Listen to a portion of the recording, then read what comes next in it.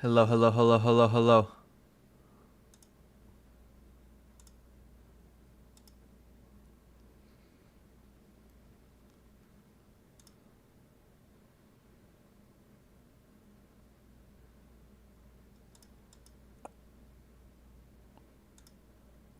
Hello.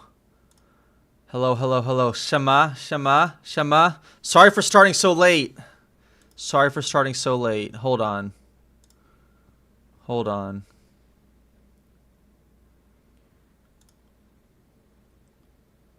Shema.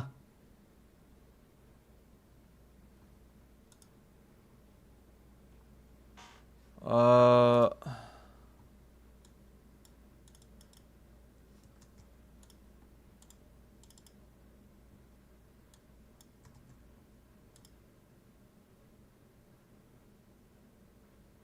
Everyone says watch Adam Małysz. Planica. 2007.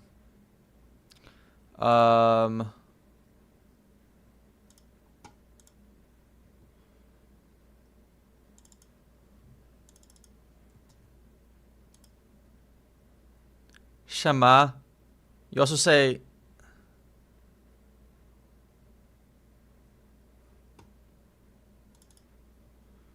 Okay.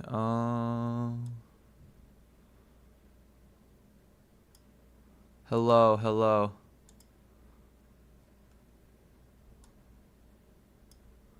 What are we learning today? We are finally going to get around to finishing the Polish lore Iceberg. I'm sorry this has taken so long to do that. Actually, I'm not sorry. I can only do what I can do. I can only do what I can do.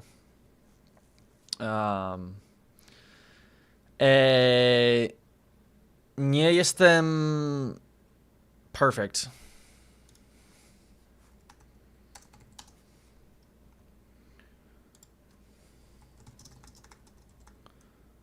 Idealny. That's what I thought that. Nie jestem idealny. Idealny. Nie jestem idealny. Okay, so how do you say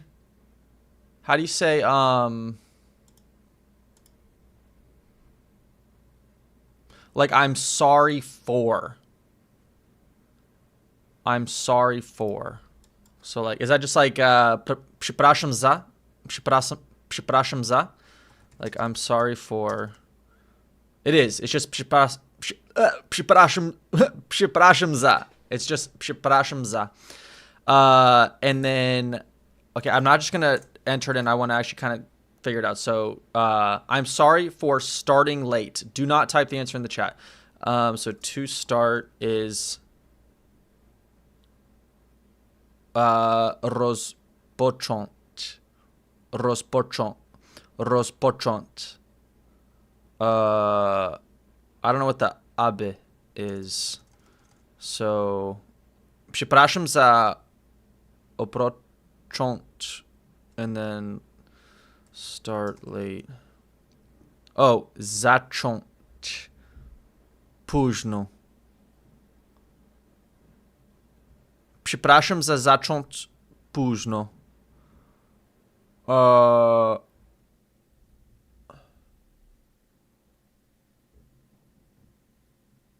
Okay, so let's just see what it says then if I just type in I'm sorry for starting late. Oh, it changed it again. Okay. Przepraszam za spóźnienie. Spóźnienie. What do we think about this translation, everybody? What do we think about this translation? Yay or nay?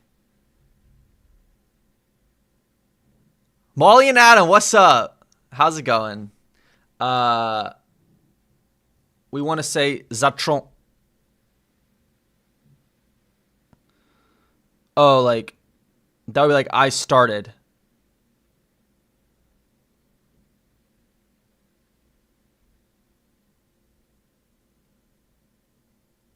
Very school-like vibe. It's good, very formal. So, spóźnienie. Spóźnienie. Oh, literally being late. So then can you just like to be late? Oh, whoops. Spóźnić się. Okay. Spóźnienie. Dobrze. Przepraszam za spóźnienie. Przepraszam za spóźnienie. Dobrze. Cześć. Jesteś z Polski. Okay, hold on. There's some stuff in Spanish that I want to know how to say in Polish. If I say like no me digas. No me digas. Nie mów mi. So, if anyone knows Spanish, no me digas is like, are you kidding me? Like, no way. Are you kidding me? Like, are you serious? No me digas, bro. No me digas. Like, en serio? No me digas. Right? So, is that how you would say this? Naprawdę. Naprawdę. How do we feel about naprawdę?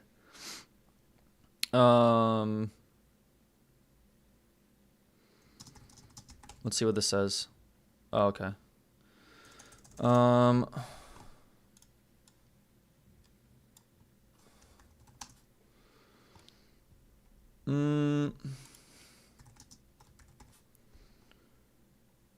Yeah, but naprawdę.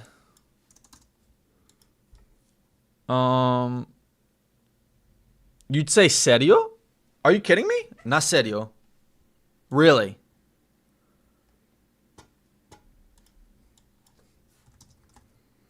What?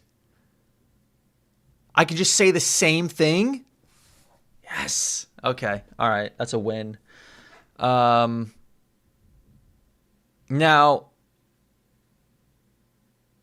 okay, so how else can I say this? So, it looks like we got people saying nie gadaj. Nie gadaj. But does that mean like literally like don't talk? Or like, okay, so that is in the sense of like what? Like no way. And you can also say nie mów. Nie mów. Na serio? Na serio? Nie gadaj. Oh, nie gadaj. Gadać is... What is that? Gadać. Oh, it means hablar. Okay.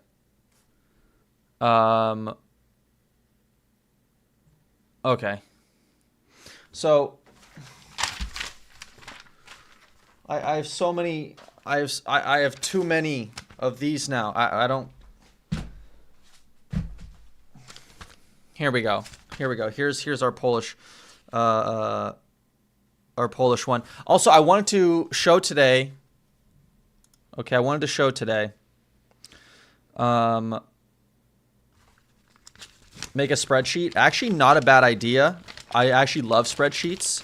But something else I wanted to show today, which I'm not really sure how I'm going to go about it with the reverse camera. My great aunt. Okay, my great aunt who grew up in Chicago, in like a Polish neighborhood, went to Polish Catholic school growing up. My grandma gave me the homework and the vocab lists that they were sent home with for Polish class. And it's like, clearly it's like written on like typewriter. Which I think is very fascinating, but it's like super old. Some of it's like a little ripped and like withered, weathered. But sure enough, this is so cool to me. This is so cool. Literally, the other day we're learning ordinal numbers so that we can learn to tell the time, right? Pierwszy, drugi, trzeci, czwarty, piąty. And here it is. Written on typewriter. I know it's backwards, I'm sorry, but you can see here like pierwszy. Yeah, and I know it's pierwsza. Let's actually try to say the time right now. Która godzina? Z Polska? Jest. Okay, so hold on. So y'all use 24-hour clock. The issue is that I'm just not even used to the 24-hour clock. So I know like the naste. So here it's 3:20, so that would be 15. Jest 15:20. Oh wait, what? Oh, y'all are 6 hours ahead. Okay. So tutaj na Ameryka. Tutaj na Ameryka jest 15:20. Ale z Polska. O której jest godzina w Ameryce? W Ameryce.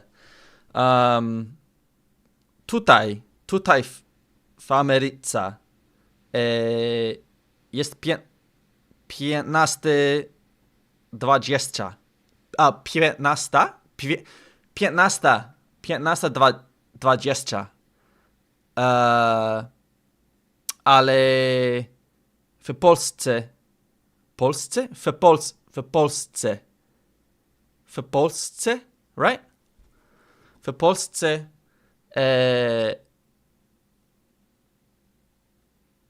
jest 21. Oh, do you say 21? 21? 21? 21. Okay, so both of them get the A. 21. 21. 21. So then when it's 21:37, you say jest 20. 21.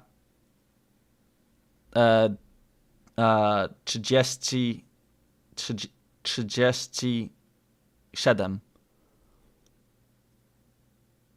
Right? Because the minutes you don't put into the feminine. Right? Minutes don't go in feminine. That's correct. I just say 37. Is that right? Minutes do not go into the feminine. Or you don't say it ordinally.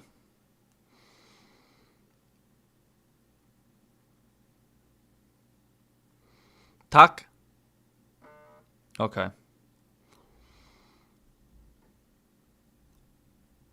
Okay, so 21, 22. Okay. Minutes are normal. Okay. Good to know. Minutes are normal. Okay. Okay. All right.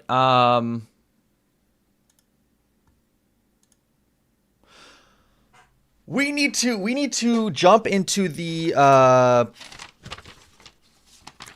Polish lore iceberg. Okay, so we can actually finish this. Finish the Polish lore iceberg. At some point, I want to go more over my great aunt's homework, my great aunt's Polish homework. Learning things like ja mam dom, ja jestem dobry, ja jestem chory. Chory? Chory, I'm sick. Jestem chory.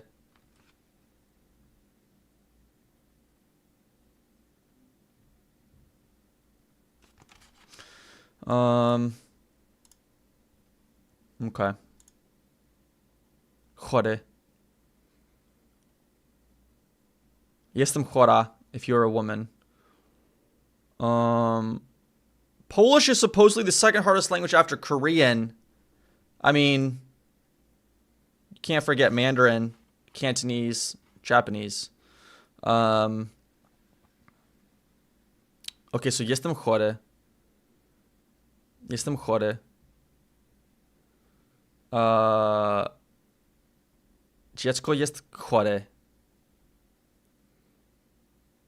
Okay. There's also Hungarian. Yeah, those Uralic languages. You're learning Chinese and Korean, and Chinese is harder. Interesting. Okay, so then... So, hoje. Okay, multiple people are sick. You say hoje. It actually says that on here. Where is it? I know it's backwards, but... Okay, so... If you say... Where is it? Right here. Hoje. So that's... So you say like... Jesteśmy. Oh, jesteśmy. Hoje. I guess they couldn't write the accents and stuff like that on the typewriter. So you can't... they don't have any of the accents, so you kind of had to know a bit. But it's not jesteśmy. It's jesteśmy. Right? Jesteśmy.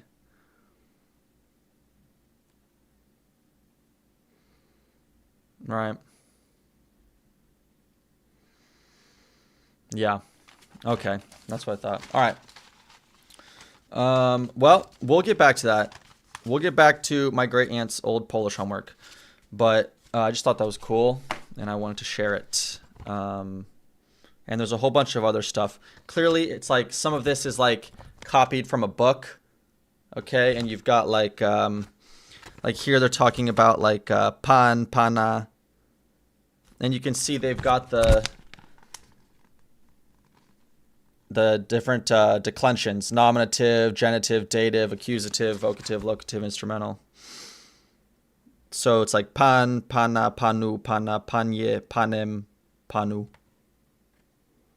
Yeah. Okay. Let's do it.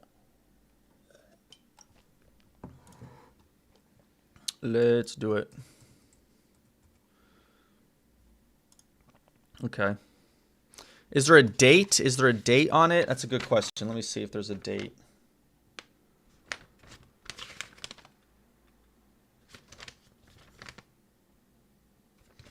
Is there a date on this?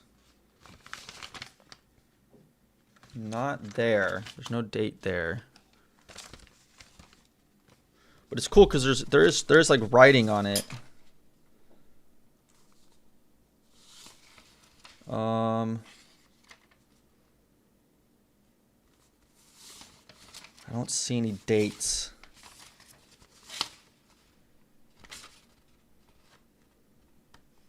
Yeah, I don't see the dates. I'll have to ask my grandma.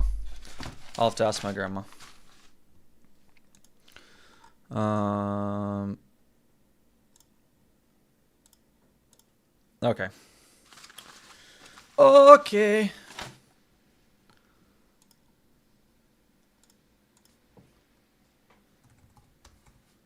Polish lore iceberg. We are continuing the Polish lore iceberg. Of the video bravely proceeds to rappel down the side of the building, a very Tom Cruise style. All right. Let's switch over. Here we go. Will I ever do a video reacting to Polish music like the ones Graf told me about? Yes. Yeah, I will. Just not in this stream. Yeah. Okay. All right, we left off we left off last time on the third tier, level 3. So let's see what happens here. Level 3, body of the iceberg. This level is where stuff gets serious. We get deeper into modern and historical Polish lore, with entries that most Poles will at least be somewhat aware of, but not most foreigners living in Poland. Okay, I guess some of you aren't going to know what some of this is. According to this guy, Danny. According to Danny, some of you are not even going to know this deep down the iceberg. Let's find out. Some of this stuff was new to me as well. Gatsek. Meet Gatsek the cat. Gatsek means long-eared bat in English. A gorgeous, chungular, wholesome, chonker what the fuck, bro? Was I like fucking blackout drunk when I wrote these? Meet Gatsek the cat. A gorgeous... Is Gatsek alive today? Chungular, wholesome chonker tuxedo cat, which has become the most popular point of interest and attraction in the city of Szczecin. in the city of Szczecin. Can I spell that correctly? Let's find out. Szczecin. Is it like that? Oh, first try, baby. Got it right on the first try. Szczecin. Oh, did I miss the N with the accent?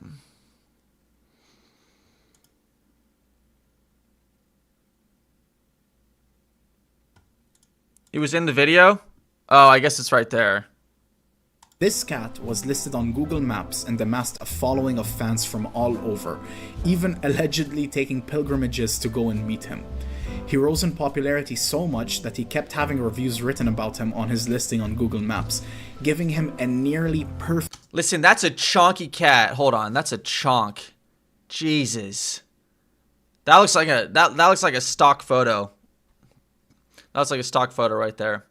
I guess too many fans feeding him food. Having reviews written about him on his listing on Google Maps, giving him a nearly perfect average review of 4.9 stars at the height of his popularity.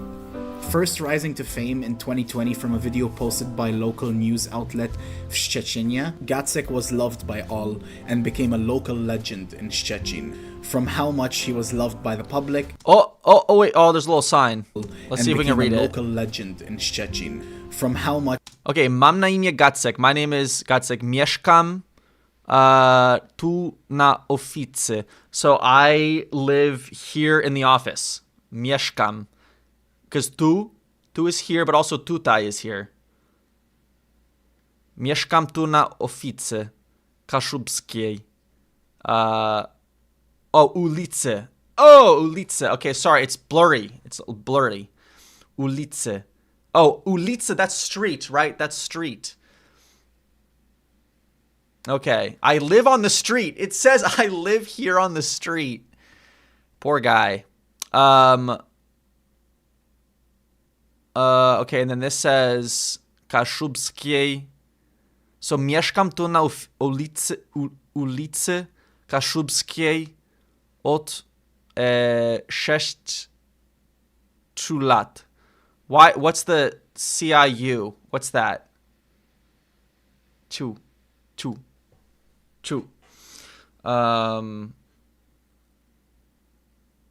Oh, I see.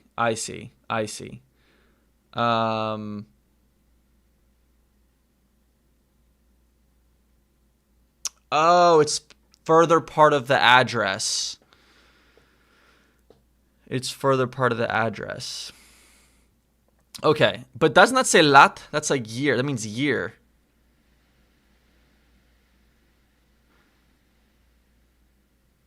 Oh, that's right. Oh, 6 years.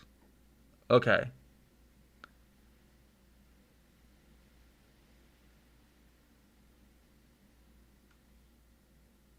Okay, anyways. All right, so jestem kotem. I'm a cat. Wolno żyjącym.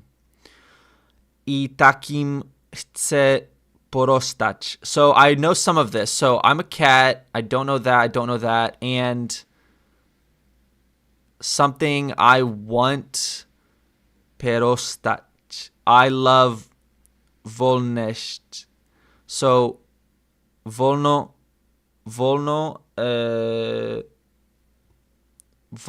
żyjącym. Wolno oh, classic.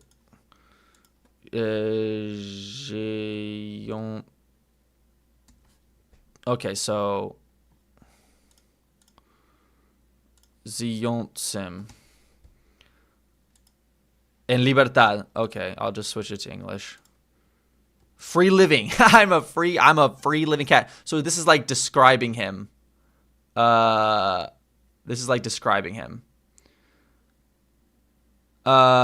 takim chcę porostać. What does this mean? Porostać. Am I spelling that wrong? I feel like I'm spelling it wrong. Okay, pozostać. To remain. Oh, that's like what's the other one? What's the other word for like to remain? Oh, zostać. Oh, okay, so So there's zostać, there's pozostać. Yeah. Okay. Zostać is to stay, and pozostać is to remain.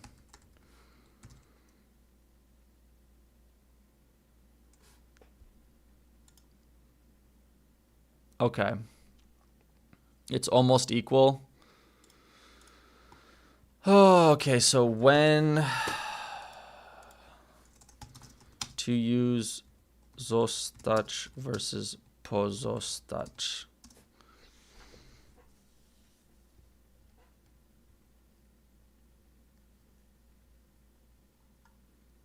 If something changes or someone ends up in a new state, it often becomes... Use zostać when something starts being something. I became a teacher. She became famous. We became friends. So I'm staying at home. Zostaję w domu. Zostań tu. Zostań tu means stay here. Okay. It's almost the same meaning. Okay, so zostałem, I stayed, or I was staying. And then is there a perfective, imperfective for this? So then pozostać is when something continues the same way. Okay, that makes sense. Gacek wants to remain the same. Okay, kocham wolność. Okay, so hold on. We gotta write down new words, or we're just gonna forget everything. We're just gonna forget literally everything. Okay, so zostać is they're both to stay.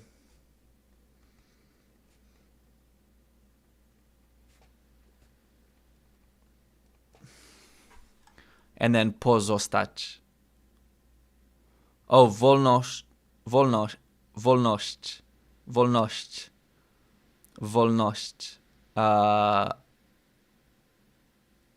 Amo libertad is I love freedom. Okay. I love freedom. All right. God, my desk is so messy. This is ridiculous. I need to do something about that. I probably won't, though. I probably won't.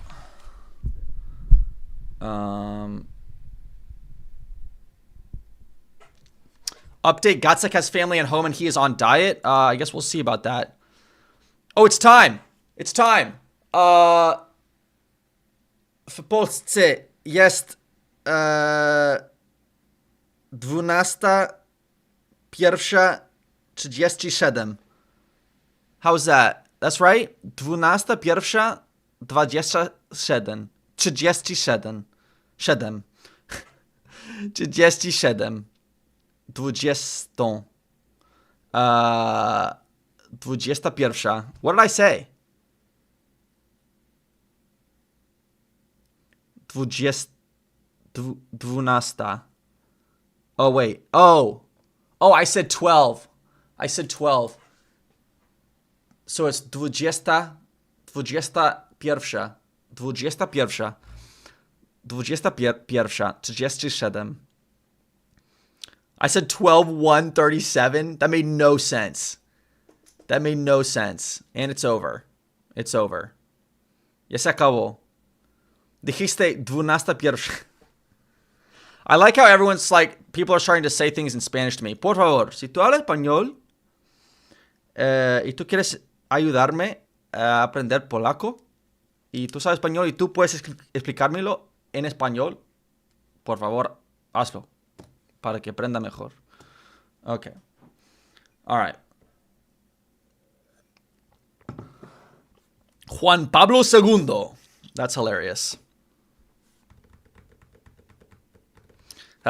Okay, so this is going to take forever to get through this lore iceberg. You know what? Listen, we learned some of this. Proszę mnie nie glaskąć. Saszetki mile widziane. Dziękuję za... Oh, thank you for... Dziękuję za... Oh my god. Also, I forgot to say, sorry, 2137 happened and then I lost it. Okay, Io the 5th, dziękuję bardzo za 21,37 złotych. Dziękuję bardzo. Dziękuję bardzo. Use the Polish opening on chess. Hey, I actually know what that is. Isn't that... Is it b4? Pawn to b4? Is that the Polish?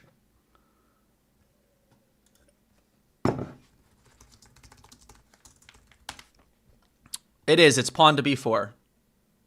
That's right. I was right.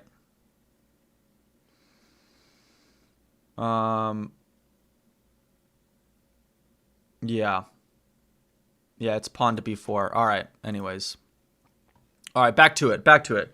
Okay, so last line. Dziękuję za uszanowanie moich próśb. Thanks for complying with my requests. Okay. All right, here we go. Much he was loved by the public. It seems that he was showered with snacks and food, which led to his unfortunately overweight chungular form. Fans of cats and Gatsek specifically. His overweight chungular form.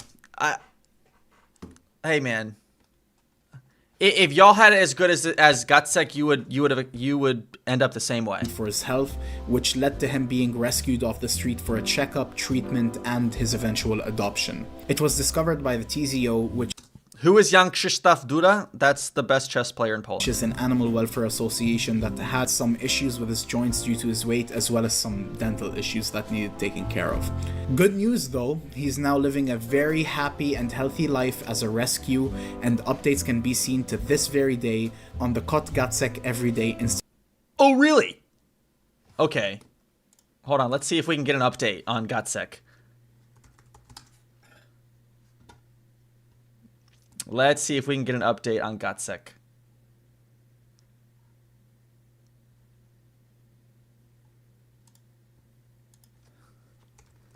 So it's Kot Gatsek.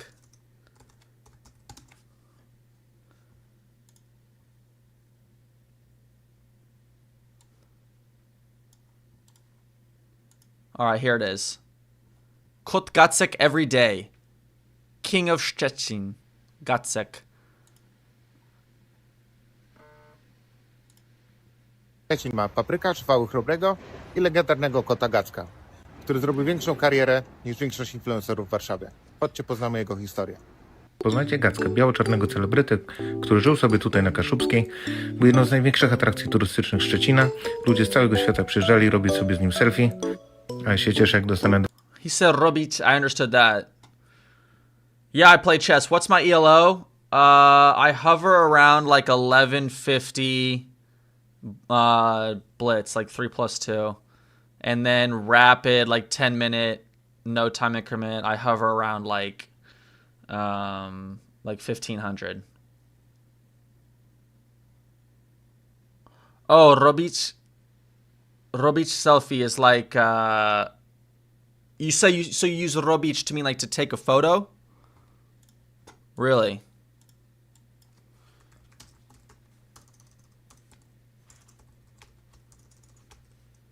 Okay, so you do. Okay, so robić zdjęcie. Zdjęcie. Zdjęcie. So that means photo. Take zdjęcie. Zdjęcia. Zdjęcie. Okay.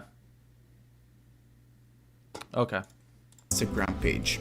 The only downside of this though is that he is technically not a public tourist attraction anymore, and his Google map listing and subsequent reviews, which I tried to look for, all unfortunately got delisted and taken down. You will always be a 5-star cat in our hearts, Gatsek. Yes, indeed.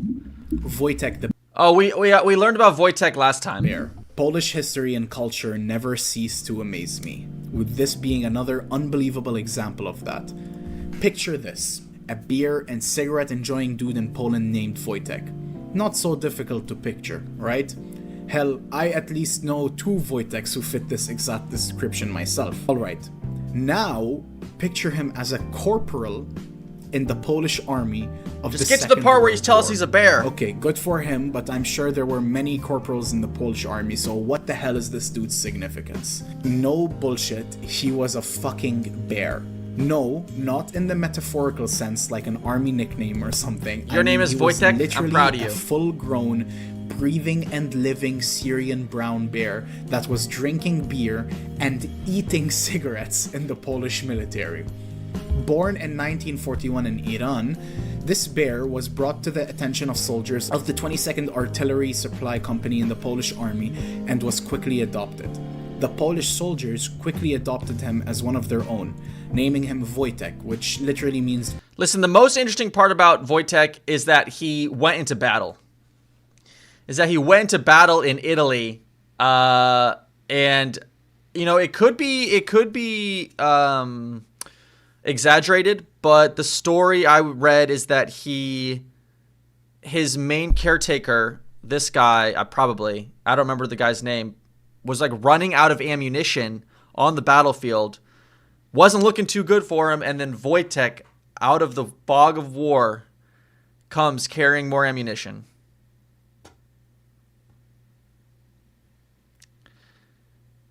It's pretty incredible. He wasn't carrying ammo. It's a myth. It might be a myth.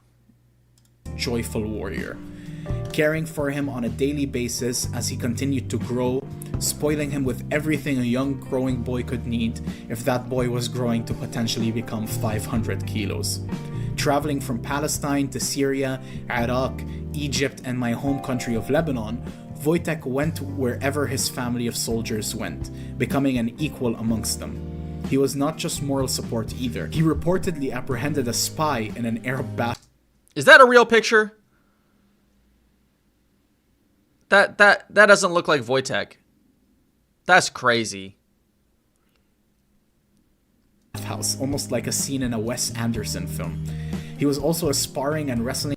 That's scary because, like, I mean, at the end of the day, Wojtek is a bear. So if he decides to turn on you and you're just like in this little foxhole, I mean, you're kind of cooked. I don't know. I would be scared. I would be scared. Partner for many of the soldiers needing training with a bigger opponent. His most admirable act as a soldier, though, in my opinion, was his heroic assistance of the Allied forces in the Battle of Monte Cassino. Standing on his hind legs, towering over his fellow soldiers, he used his strength and size to his advantage and carried 40-kilogram cases of ammunition to the soldiers, saving them from having to do it themselves with 5 times the effort.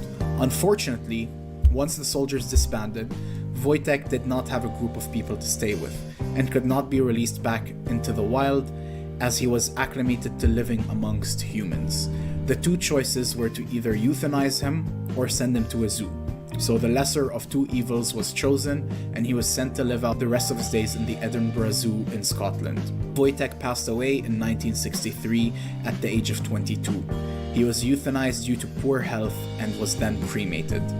He's remembered by his heroism and moral-boosting efforts in the war to his fellow soldiers, and now is permanently commemorated by a statue which was erected in his... All right, rip Wojtek in the chat. You can still go visit his statue. But... And I got to put that on my bucket list, but rip Wojtek in the chat. Rip Wojtek. Honor and image in 2015 in the Princess Street's Garden Park of Edinburgh, with an inscription saying, "In memory of the Polish men and women who fought for your freedom and ours. Rest in peace, beautiful Wojtek." Meat donuts? What is this? Sometimes referred to as pączek z mięsem, or meat donut in Polish. This entry refers to a Polish funny moment that happened in a city near Warsaw called Wołomin, where a bakery called Pawełek felt unserious and funny rumors in early 2022, claiming that the owner of the business killed a bunch of kids, 13 to be exact, all the way back in 2007, then filling his donuts in the bakery with the children's... My YouTube channel is supposed to be G-rated. How was I supposed to predict that this would be... That's ridiculous.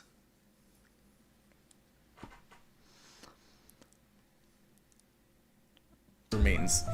This is funny for two reasons. Not only is the concept of a meat-filled donut absurd, but the made-up, clearly false rumor of the owner of the business being a murderer that made meat donuts to get rid of his victims by selling his bakery is hilarious. Especially knowing that the bakery itself opened much later in the year 2016, which is, in fact, after the year 2007. The reviews to the bakery online are hilarious as well, with people often rating the place 5 stars and praising the meat donuts, which some would say came with a bit of hair or teeth in them. Jesus! Sweeney Todd Polish Bakery. Wow. Brutal. Wow.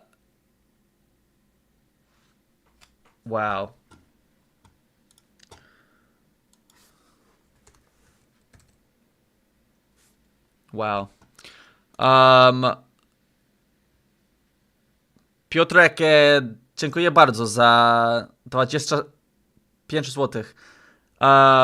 Nick Robinson made a cool doc style video on why Polish people use XD, worth a watch if you haven't. We're gonna watch that next. That's next after this. We might get to learning some Polish later. But we're going to finish the Polish lore Iceberg, and then we're going to watch the XD video. Okay. Let's go. President prank calls. In yet another impressive act of Russian meddling in politics, Russian pranksters Vladimir Kuznetsov and Alexei Stolyarov, otherwise known as Vovan and Lexus, managed to prank call Polish President Andrzej Duda, not once, but twice during his time in office, with his first time being in 2020 and the second time being in 2022. If there was not recorded evidence of this happening, I would not believe this shit, but it's all recorded and you can find it for yourself. So the first call in 2020, the pranksters called the then newly elected President Duda, posing as the UN Secretary General Antonio Gutierrez. The call went on for about 11 minutes, with the pranksters asking him many questions, such as how the COVID situation was doing in Poland, which the president claimed was all taken care of, as well as whether he believed that the Ukrainian city of Lviv rightfully belonged to the Poles, which President Duda emphatically denied. No.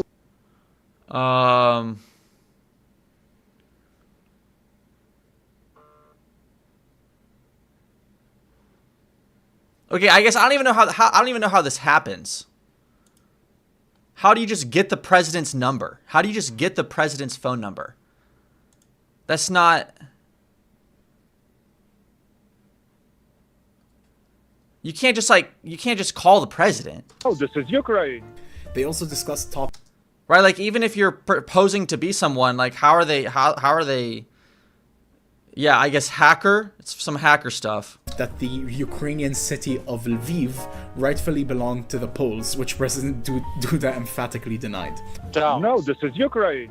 They also discussed topics like LGBTQ plus rights in Poland and the notorious Vladimir Putin. The second prank call was in 2022, with the same pranksters, this time pretending to be French President Emmanuel Macron, calling President Duda after a suspected Russian missile landed in Przewodu, killing 2 people.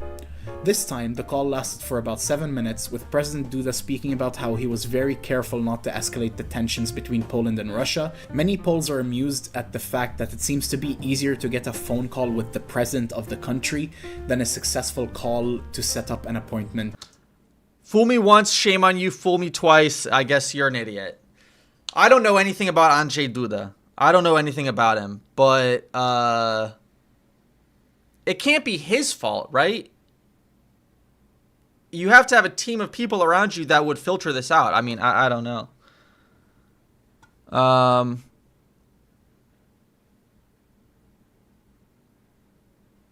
He can't speak English. Who's the current? Who just won the presidency or the prime minister? Nawrocki? Does he speak English? Also, like, what was the other guy's name? Lech Wałęsa? Lech Wałęsa? Wałęsa? Sorry, I don't know.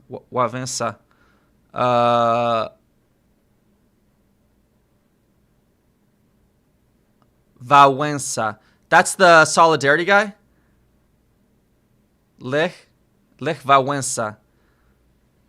But he's from like the 80s and 90s, right? Andrzej Duda speaking English? Let's see if we can find a clip.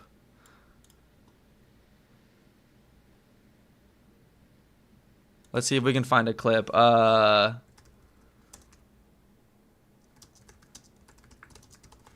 Let's see what happens here. The definition of the attack, yes.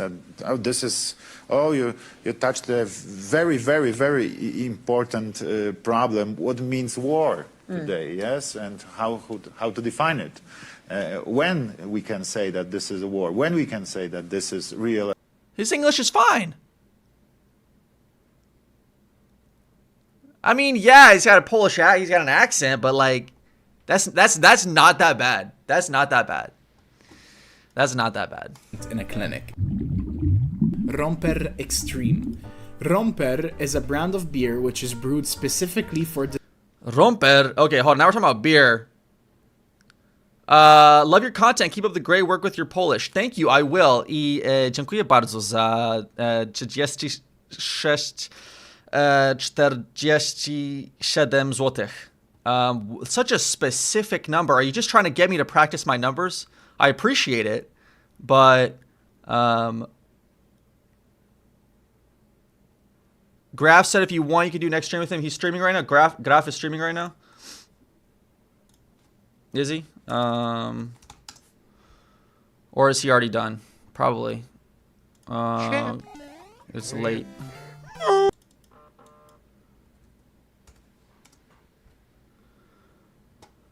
Oh, I don't think he's streaming right now.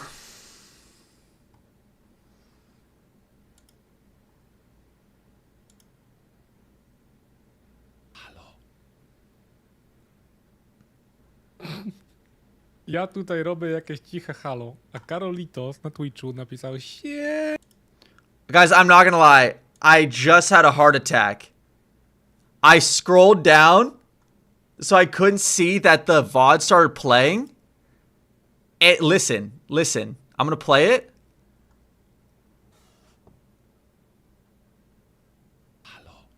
Hello. Ja tutaj robię. Guys, I was like, am I on a call with him right now? Like, how did that happen? No. That was, my heart just sank into my chest. Oh my God. My heart sank into my chest. My heart sank into my stomach. Hello? Ja tutaj. And it's not like he was like, hello? He was like, hello?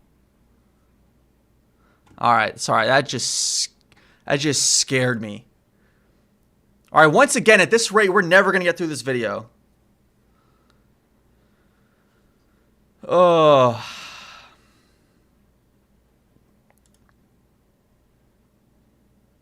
Okay, let's try this again. A successful call to set up an appointment in a clinic.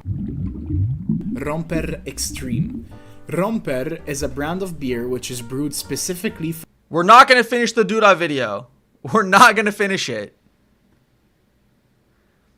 We're doing the... We got to stay focused. You guys have to help me stay focused. These streams can't be so like... Boo, boo, boo, boo, you know what I mean?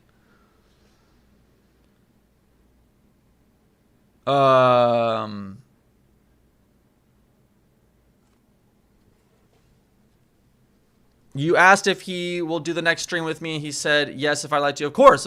I'm always down to hop on. I'm always down. I'm always down to hop on. Okay. All right. Let's keep going. Let's keep going. Romper Extreme. Romper is a brand of beer which is brewed specifically for distribution in Żabka stores. The beer is colloquially known to be cheap and not tasting the best. It's specifically made for Żabka. But it's also available in different alcohol percentages, which leads to its popularity with Jules, who do not have a lot of money to waste and a big appetite for alcohol. Romper Extreme. Wait, it's big with Jules? What did he say? Available in different alcohol percentages, which leads to its popularity with Jules, who do not have a lot of... Jules. It means a bum? A bum, like homeless person? Joule. Is it Joule or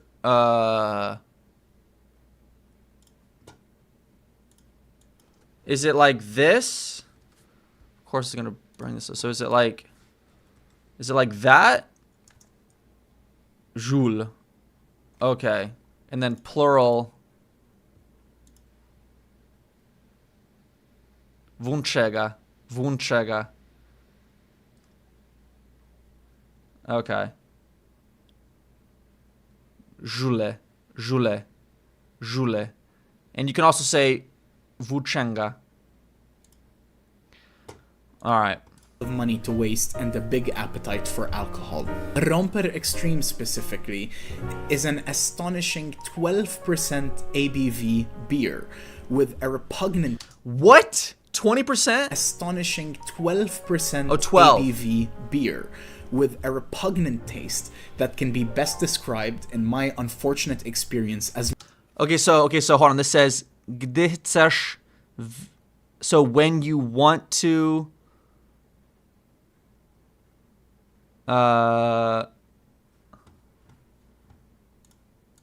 so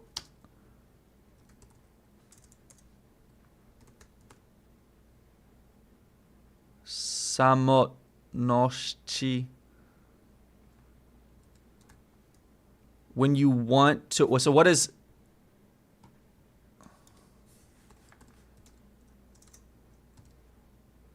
when you want to drink? Oh, that's right, because I drink is pije, right? I drink is pije. So then, but then the WYPIC, so peach is to drink, right? But then vypić is what? What is that?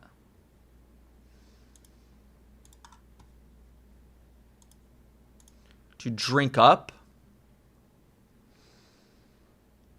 It's the perfective.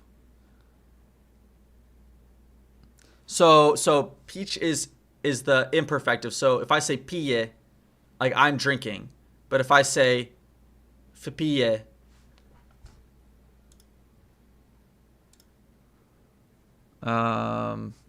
then it's I drink all at once.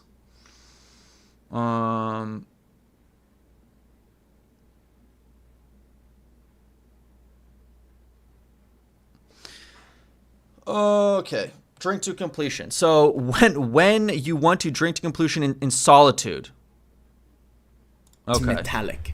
This specific beer is infamous for two reasons: the type of people that drink it and the quality that it is. Andrzej Duda Hot 16 Challenge. The second edition of the Hot 16 Wait, the Hot 16 Challenge, Graf. Challenge launched on April 28th, 2020. It was a nationwide charity campaign initiated by rappers Solar and Mata to raise funds for medical personnel combating COVID-19, and participants of this challenge were instructed by the rules to record 16 verse rap bars and donate money. The campaign featured... So is this where the Graf video comes from? Is this challenge? Combating, initiated by rappers Solar and Mata to raise funds for medical personnel combating COVID-19, and participants of this challenge were instructed by the rules to record 16 verse rap bars and donate money. The campaign featured leading Polish musicians, public figures, and politicians, including President Andrzej Duda, whose performance Andrzej Duda did it. left a lot to be desired, to say the least. In his performance, translated to English, the president performs wonderful lyrics such as, "They don't ask for your name, they fight against the sharp shadow of the fog." Nie pytają cię o imię, walczą z ostrym cieniem mgły. As well as, Nie pytają cię o imię, walczą z ostrym cieniem mgły. What? and Ostre niebo, tu i teraz, ostra ziemia, ostry kurz. Wczoraj znika w nieostrości, jutro, dzisiaj, zaraz już. Nie pytają cię o imię, walczą z ostrym cieniem mgły. Nie pytają cię o imię, walczą z ostrym cieniem mgły. Nie pytają cię o imię, walczą z ostrym cieniem mgły. Ciepły wieczór, bez ciemności, trawa, spokój, my i wy, my i wy. My to oni, my. Wow, he's really reading it. He had no time for this. He had no time for this. Nie pytają cię o imię, He cooked? More like he's cooked. Okay? Different meaning. One letter difference. Zastręczenie mgły. He concludes his 16 bars with praise of all the medical personnel in the fight against COVID-19. Okay, hold on. All right.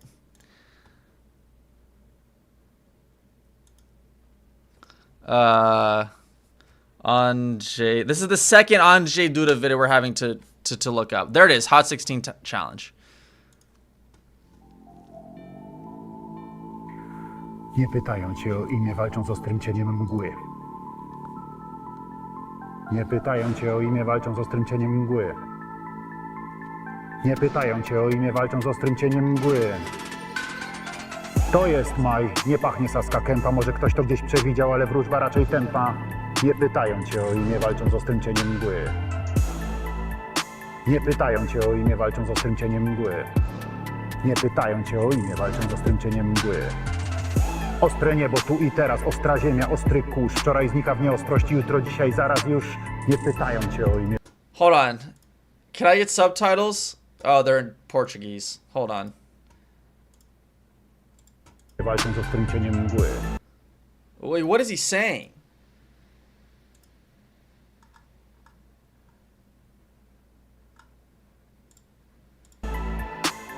Nie pytają cię o imię, walczą z ostrym cieniem mgły.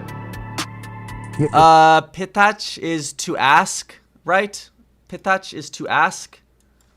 Am I crazy? Is that where pytają? Yeah. Pytają. Like they ask, like they're asking.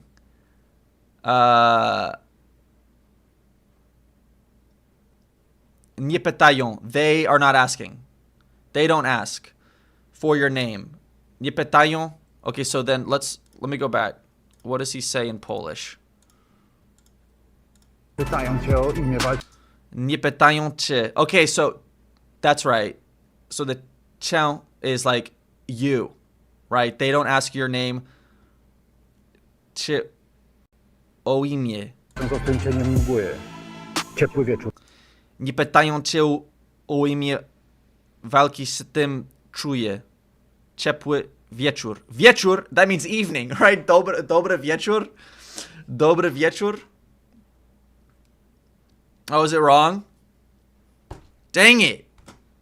Dang it. It's auto-generated. There's nothing I can do about it.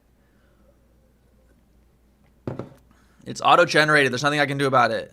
Bez ciemności, trawa, spokój, my i wy, my i wy. My to oni my. Nie pytają cię o imię, walczą z ostrym This beat is terrible. cieniem mgły. Nie pytają cię o imię, walczą z ostrym cieniem mgły. Nie pytają cię o imię, walczą z ostrym cieniem mgły. Mocne ręce ratują. Nie pytają cię o mnie. Walki z ostrym cieniem były mocne. Is that wrong again? Wszyscy razem chwała im. Yeah. Wszyscy razem chwała im. Danny translates the main part? Okay. Wait, did he? Roch.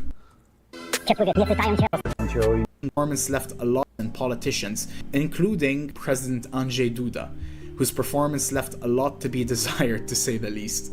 In his performance, translated to English, the president performs wonderful lyrics such as, "They don't ask for your name, they fight against the sharp shadow of the fog." That's pretty sick. Am I wrong? Like, that's kind of cooking right there. Nie pytają cię o imię, walczą z ostrym cieniem mgły. Okay, so nie pytają cię o imię walcząc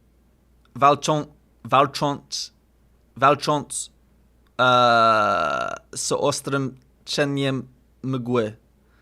No te pregunto por tu nombre peleando con la dura sombra de niebla. Nah, pero está duro, ¿no? Está duro. Walczyć is to fight. As well as, Nie pytają cię o imię, walczą z ostrym cieniem mgły. and Ostre niebo, tu i teraz, ostra ziemia, ostry kurz. Wczoraj znika w nieostrości, jutro, dzisiaj, zaraz już. Nie pytają cię o imię, walczą z ostrym cieniem mgły. Nie pytają It's way better when it's sped up like that. It's way better when it's sped up. Is there like are there official lyrics? Hold on, let's go back to...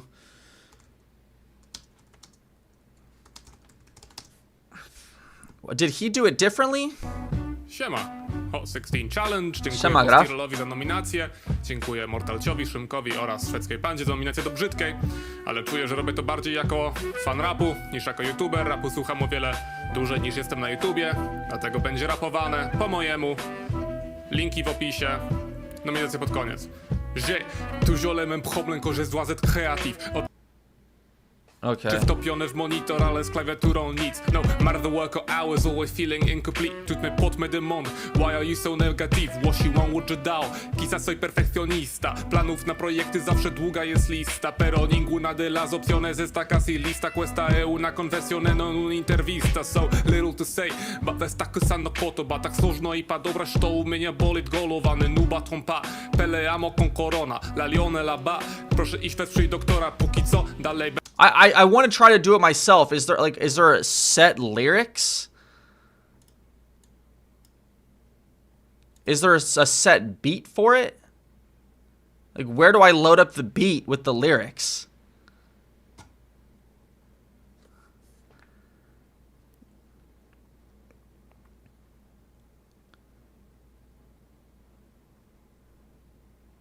You write it yourself? You have to be nominated in theory. Okay. Okay.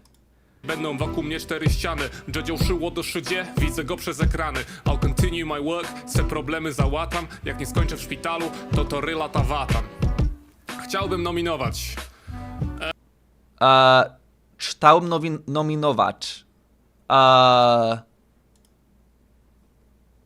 Nominować means to nominate. So what's the... Z polskiego to ryla tawatam. Chciałbym nominować. Chciałem. What does that mean? Oh. Chciałbym nominować. Z polskiego języka. Polskiego języka, Polish language. In English. Oh, chciałbym. I'd like to. Sebastian from Cat Cafe and the rap duo. Chciałbym nominować. I would like to nominate. I see. I Year of see. the Ox.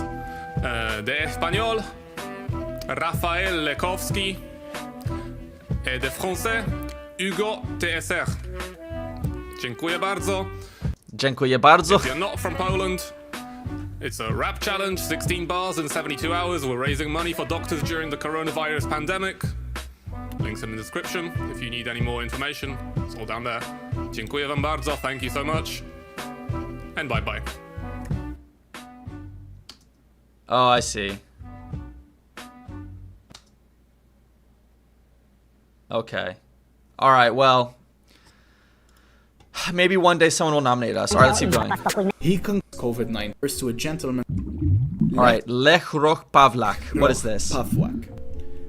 Dude, please watch next video about Polish winged hussars. We'll get there. We'll get there. We'll get there. Stop spamming that. This entry refers to a gentleman which first gained attention through an interview with a local news station in Opole, where he spoke extensively about himself and his background. In the interview, he often spoke without prompting, and almost every sentence contained grammatical errors.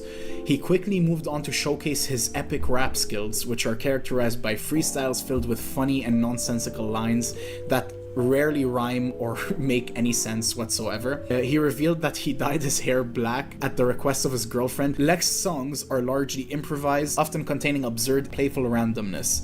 In one translated excerpt, he raps about eating a jar of jam, encountering wild cats, and nonsensical events in Bemowo. He occasionally raps in a made-up language that vaguely resembles French, though he admits that he does not know the meaning of the words. The overall impression he gives is of like a, I don't know, like simple, stupid, silly boy from a...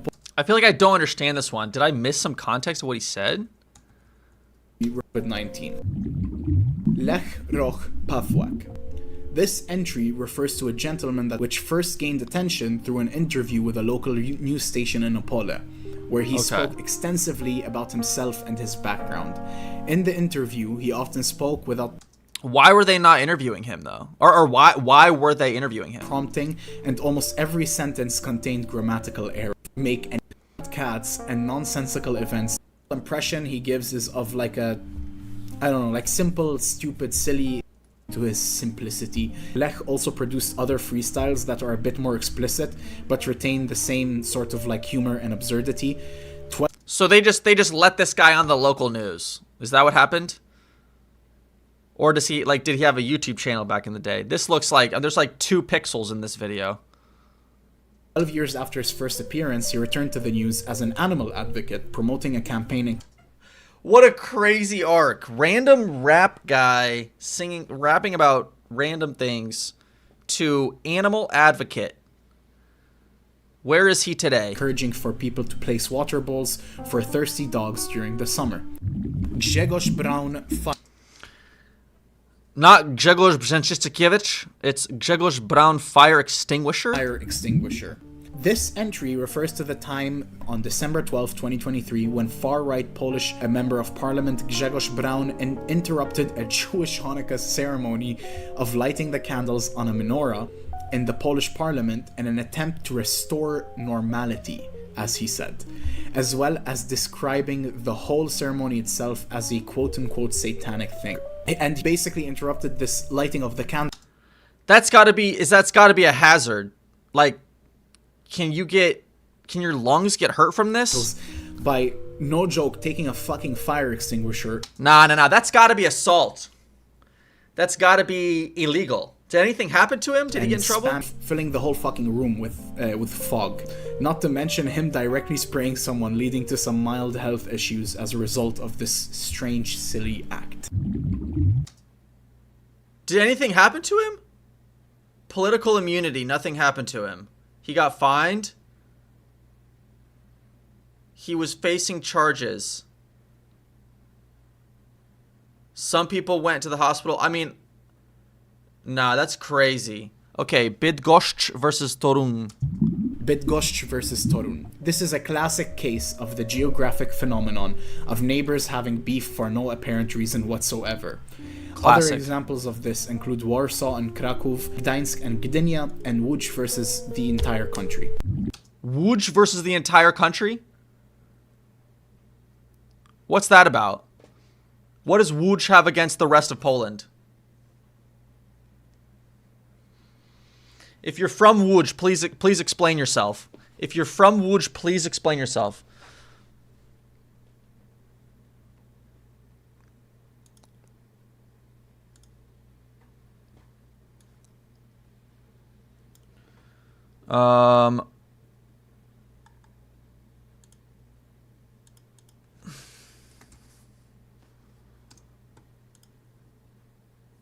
Okay.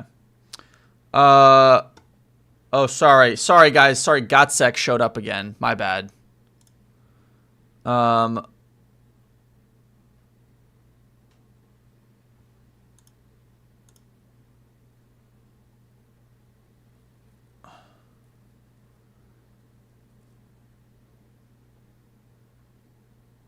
Okay. Earth is for potatoes. Ziemia dla ziemniaków. Yeah, if you spam, it's an immediate ban. If you spam, it's an immediate ban. Spam, it's immediate ban.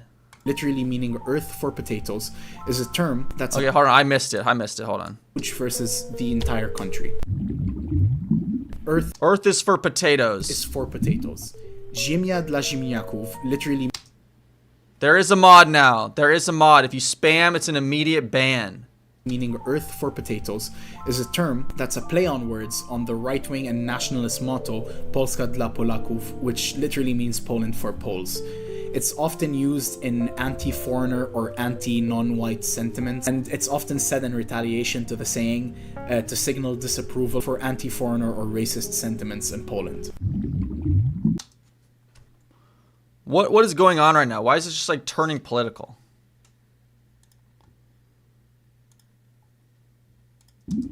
Mushrooms. Grzybobranie, literally meaning mushroom foraging or okay, I've seen this meme a million times before. Finally, what is this? Mushrooms. Grzybobranie, literally meaning mushroom foraging or mushroom picking in Polish, is a term used by Polish people who have a deep fascination and love for mushrooms. They love eating all different variations of the naturally occurring mushrooms in Poland's forests, as well as going to forage for them themselves. You know, I remember when I was a kid, I didn't like mushrooms when I was younger. I love mushrooms now. I love mushrooms now. But when I was younger, I didn't really like them. And I remember my grandpa saying, he said, I can't be Polish if I don't like mushrooms. So I wanted to be Polish so bad. I was like, I like mushrooms. Like, I like mushrooms. Okay, so how do you say this? So, all right, mushroom is grzyb. Grzyb. Grzyb. And then mushrooms, grzyby. Grzyby. Okay, so I love mushrooms. I guess we got to put it in the. Okay, so. Oh, I spelled that so wrong. Oh my goodness. Wow.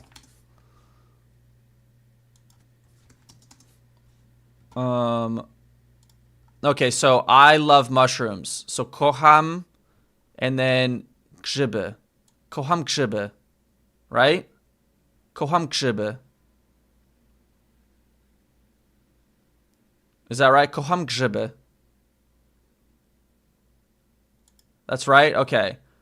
But then if I say I don't love mushrooms or I don't like mushrooms, nie lubię grzybów. Nie lubię grzybów. Is that right? Nie lubię grzybów.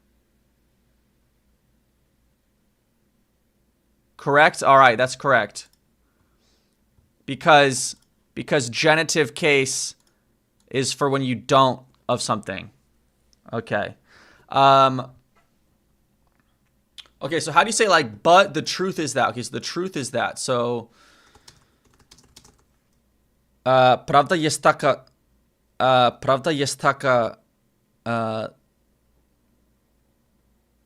does that make sense? Prawda jest taka, że kocham grzyby.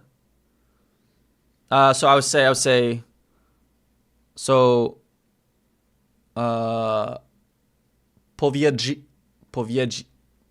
powiedzieć, right? So I was saying, powiedziałem, że nie lubię grzybów. Ale prawda jest taka, że kocham grzyby. How is that? Is that right? Powiedziałem, że nie lubię grzybów. Ale prawda jest taka, że kocham grzyby. Powiedziałem. Is that right? All right. Oh, good job, everybody. Good job. Thank you. Okay, so powiedziałem, że nie lubię grzybów, ale prawda jest taka, że kocham grzyby. Hey! Guys, speaking Polish sounds so sick. It's literally so fun. Okay. Yup, 8 out of 10. You know what? Whatever. That's fine. 8 out of 10. I appreciate it.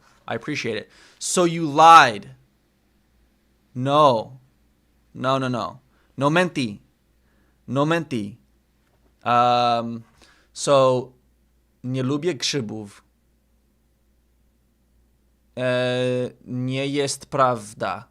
Like, it's not the truth. So it is not the truth. So to nie jest prawda. Okay. So if I say powiedziałem. So if I say I say mówię. Oh, also I can just say mówię. So when I say I say gdy mówię, że nie lubię grzybów, nie jest prawda. Prawda jest, że kocham grzyby. Nie jest prawdą. Prawdą. Okej. Nie jest prawdą, że nie jest prawdą, że nie lubię grzybów. Okej. Take English Philology students noodles funds. Dziękuję bardzo. Dziękuję bardzo za 10 złotych. 10 złotych. Dziękuję bardzo. Gdy mówię, że nie lubię, let him cook. I'm just trying to learn this language.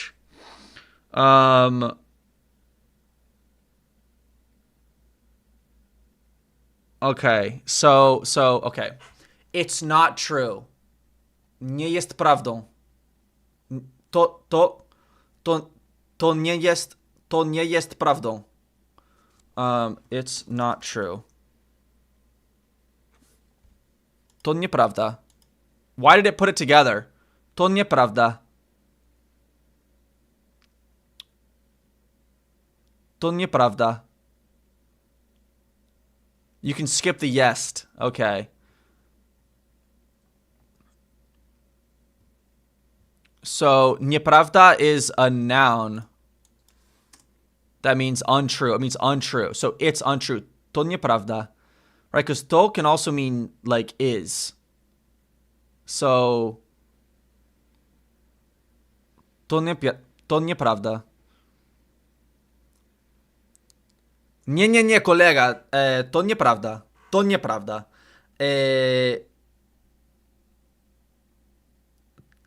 Prawda jest taka. What is taka? Why is he saying? Why does it say taka? Right? Like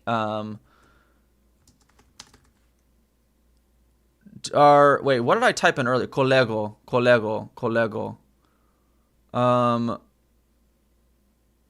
Taka means that. What did I type in earlier that it came up with that? Oh, the truth is that. The truth is that. Prawda jest taka. So, the truth is such that.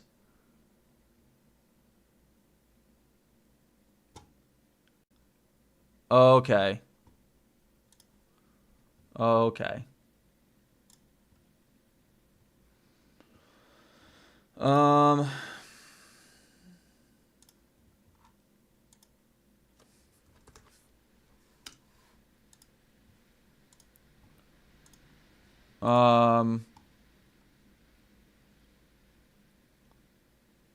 So why can I not just say prawda jest, że? Prawda jest, że. That just sounds bad. That just sounds wrong. Like, the truth is that. Or the truth is such that. Prawda jest taka, że.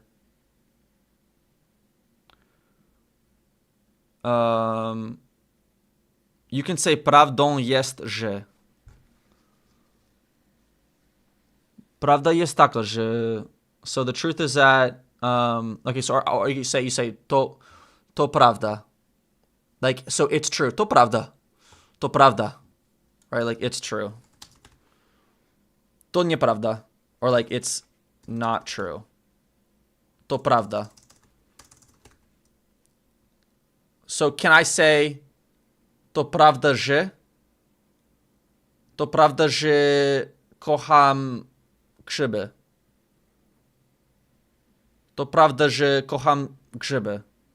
That's right? Okay, that's right. So it's true that I love mushrooms. Okay, so to prawda, że uwielbiam. Uwielbiam. What's uwielbiam? Is kocham more for like people?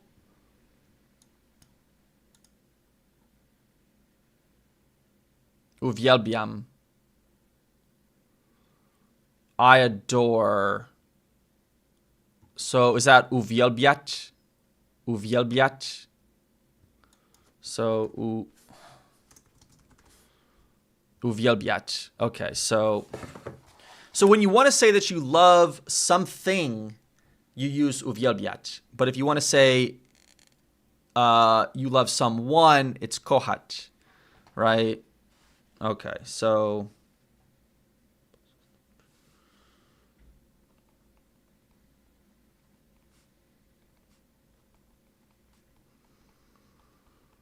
Not necessarily. Yes, yes. You can say kocham to objects too. Right, kocham grzyby. Kocham grzyby. That makes sense. To prawda. To prawda jest. Kocham grzyby. To prawda, że uwielbiam grzyby.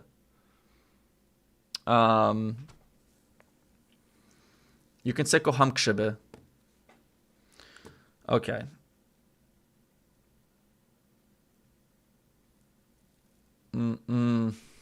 Okay, so lubić, uwielbiać, kochać. Can't he just say naprawdę? Can I say that? Naprawdę.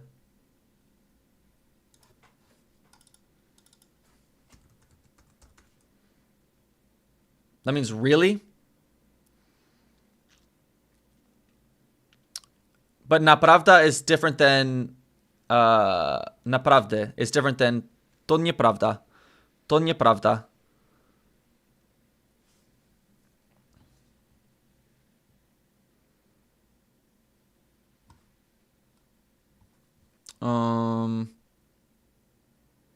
Grzyby. Oh, instead of grzyby, grzyby. Grzyby.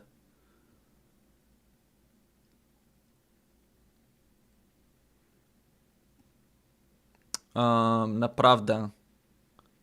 Naprawdę. Naprawdę. Uwielbiać is like non-romantic, I see.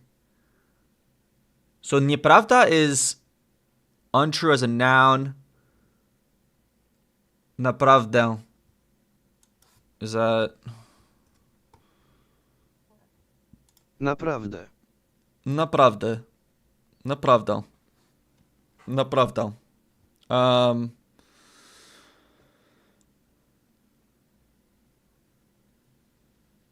Yeah, it's like adore.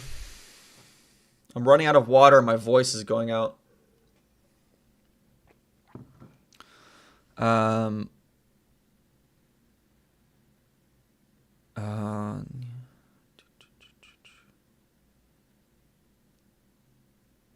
Okay, so let's go through this. So, naprawdę is kind of like mesmo in Portuguese. Really? Okay. So, naprawdę uwielbiam grzyby. I really love mushrooms. I really love mushrooms. Naprawdę uwielbiam grzyby. Naprawdę nienawidzę. Nienawidzę means I hate.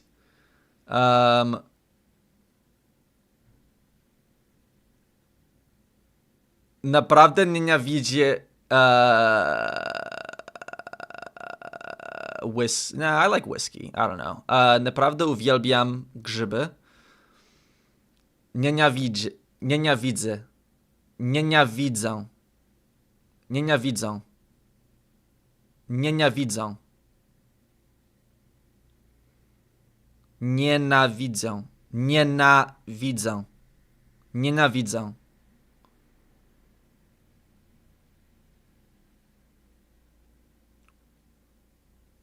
Nienawidzę.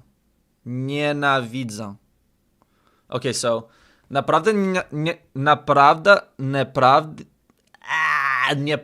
nienawidzę. I don't know, what's something I hate? What do I hate? I hate I don't know. I don't hate anything. What do I hate? I hate nienawidzę scammers. I hate scammers. How about that? How do you say scammer? Scammers. Spammers. Oh, that too. Skamerów. Skamerów. Skamerów. Right, because it would be, so I would say nienawidzę skamerów. Is that right? Is that right? Naprawdę nienawidzę skamerów.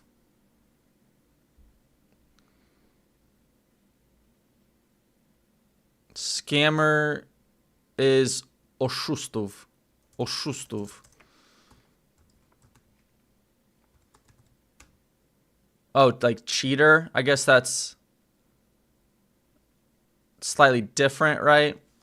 Or you just also use it to mean scam. Skamerów is only popular among the youth. Well, this is the future, guys. This is the future. We're in the future right now, actually. Let's see. Can I turn this on?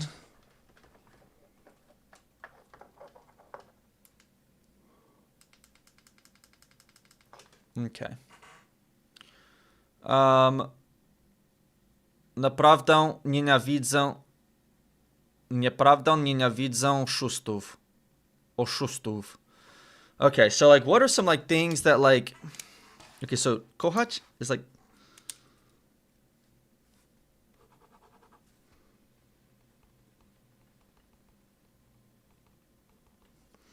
And then uwielbiać, right? That was right. Uwielbiać. That was what it was.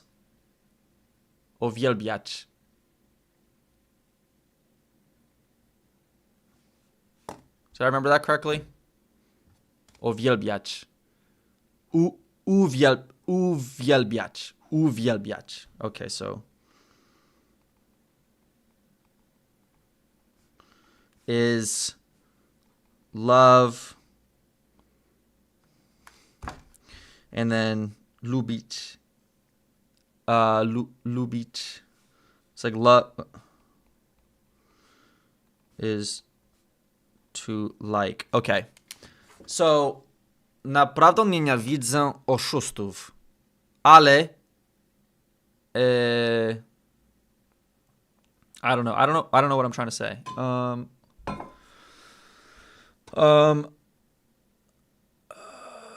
Let's just go through I have so many vocab words on here. Okay, here we go. So how do you say then when like there is? Like there is. Okay, so there is. And then right, oh that's right. And then when there isn't, it's nie ma. That's right. There is jest. And there isn't is nie ma. Right? Because that's like the nie ma problema, kolegu. Nie ma problemu. Nie ma problemu. Right? Nie ma problemu. Problemu. Right. Nie ma problemu, kolegu. Nie ma problemu, kolegu. Jest problema. Right? Problem. Nie ma problemu. Jest problem. Jest problem. Jest problem.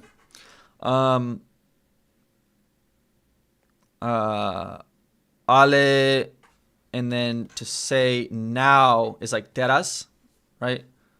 Teraz. That's right. And what about like right now? Graf taught me that, I think. I don't remember. That's right. W tej chwili. W tej chwili.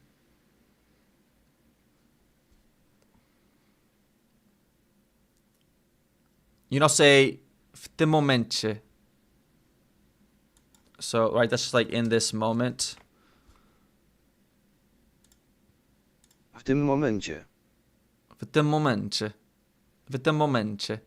So, let's write that down. So, teraz means now.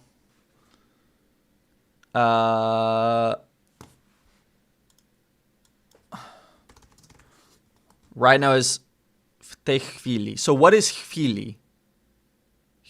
Chwili.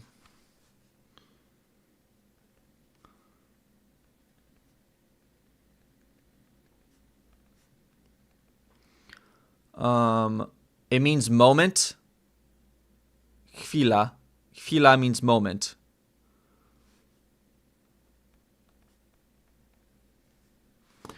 Okay.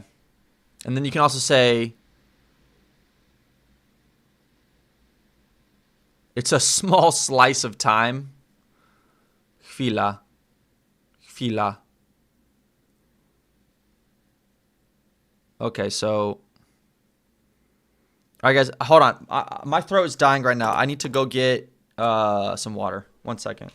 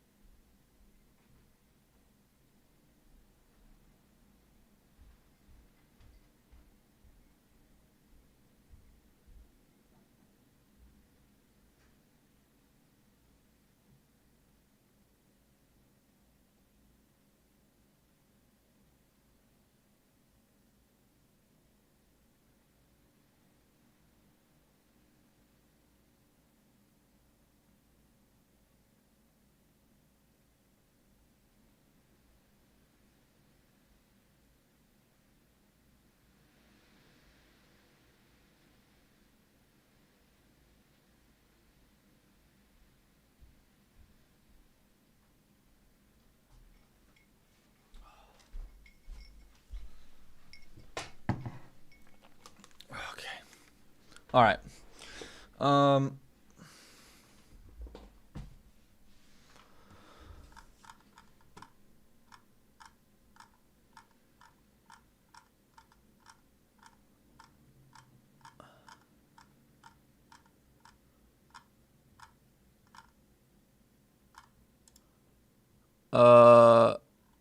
Someone said there was 100 złotych donated. I'm sorry, I did not catch that. I don't see it.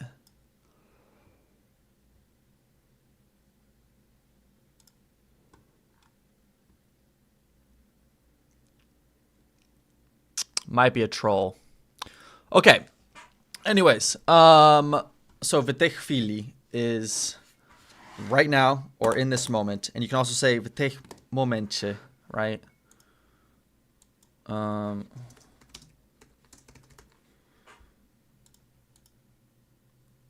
Why are there no alternatives now?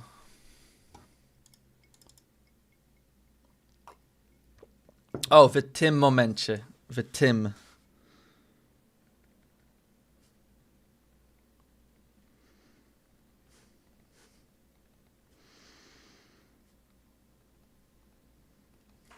Okay, so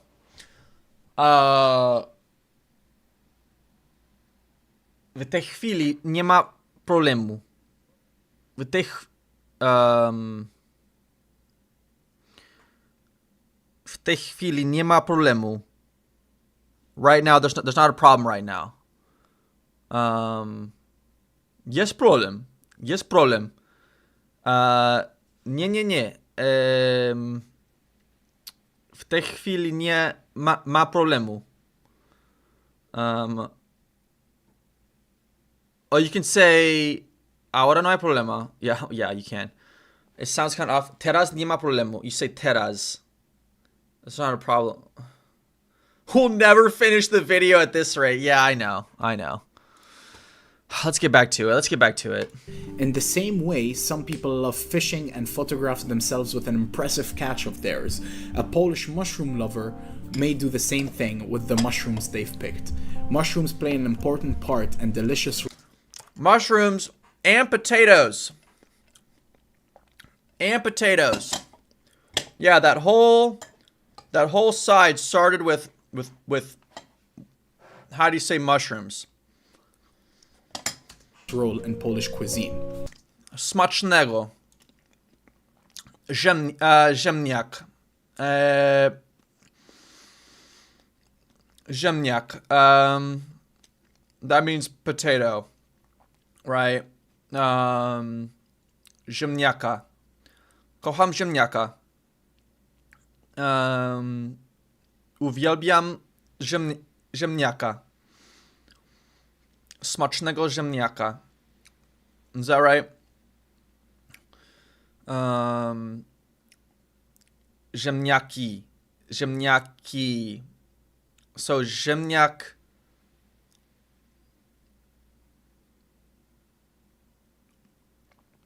Uwielbiam ziemniaki. Hold on.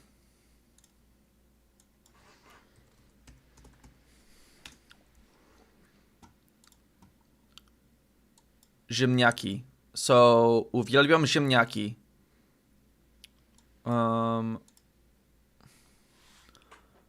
It's masculine because it ends in a consonant.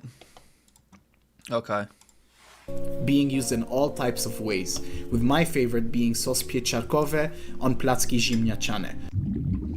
Poland A and Poland B.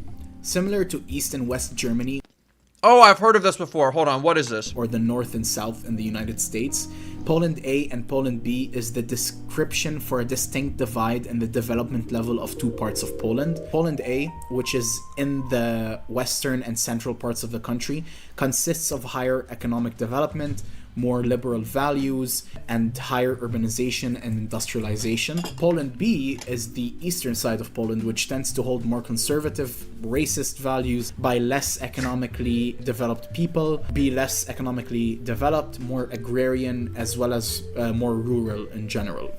Poland A are that friend that's too woke, and Poland B are that right-winger that blames his Is it really as simple as a left and right divide? stub toe on immigrants. Level 4. Okay, well, all right. So we got to level 4. We got to level 4. Beneath the ice. So Eastern Poland is just more rural. Is it just more rural? Iceberg. This level, the final level of the iceberg, is stuff that is somewhat niche and not known even by some Polish people. Even Poles watching this iceberg, I think, will learn a thing or two. Okay, that's what Danny says. He says a bunch of you are not even going to know what some of this is. So we got to see. We got to see. I'm definitely going to know none of these because I knew basically none of the last one. So I'll definitely know none of these, but let's see. Poradnik Uśmiechu.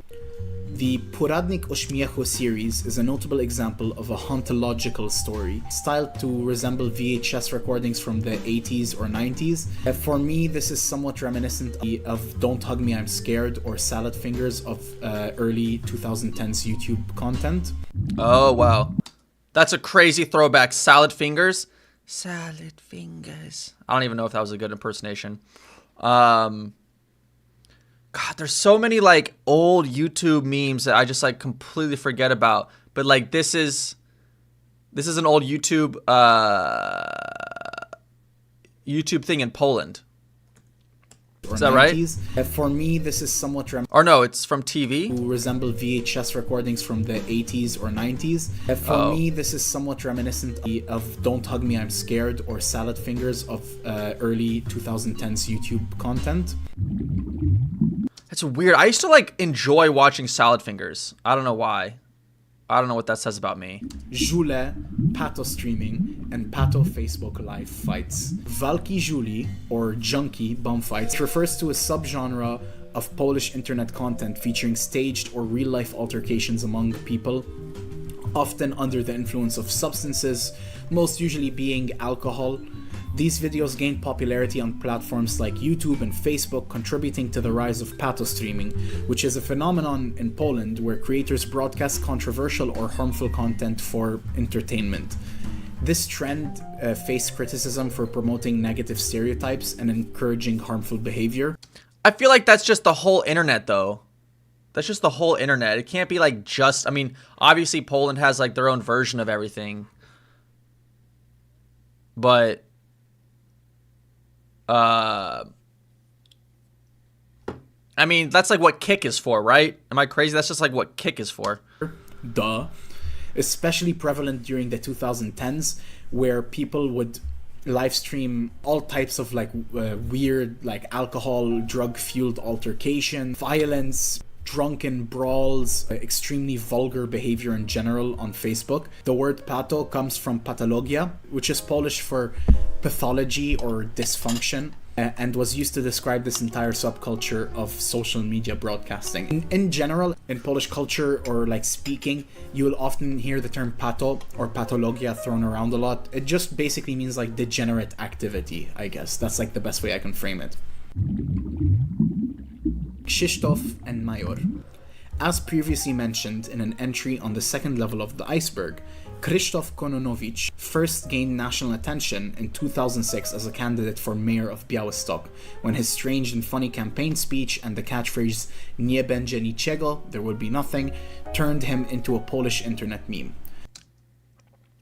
I feel like Graf talked about this, right? Resurfacing on YouTube in 2017, he started creating videos that documented his daily life, almost like daily vlogs or something, with his sidekick and home slice Wojciech Major Paweł Suchodolski, with whom he often had dramatic interactions. Actually, my introduction to this specific Like in Łódź somewhere, it's like written on the side of a building. video was a video of Major eating a sandwich, and I think doing like a review of some sorts of the sandwich. That wasn't entirely clear to me. And Krzysztof, his best bud, can be heard in the background yelling at him at the top of his lungs, telling him to turn off the lights. Ja nie wiem, I don't know. Ja nie wiem, I do not know. Because I assume he was trying to sleep, or he was claiming that the Co tutaj? What electricity here? bill What's would here? be too high if he kept the lights on. Oh, Białystok. Białystok. Co to się dzieje? Co to się dzieje? Co to się dzieje? What's happening? Oh, nie wiem co to się dzieje. Nie wiem co to się dzieje. I don't know what's going on. No sé qué está pasando aquí.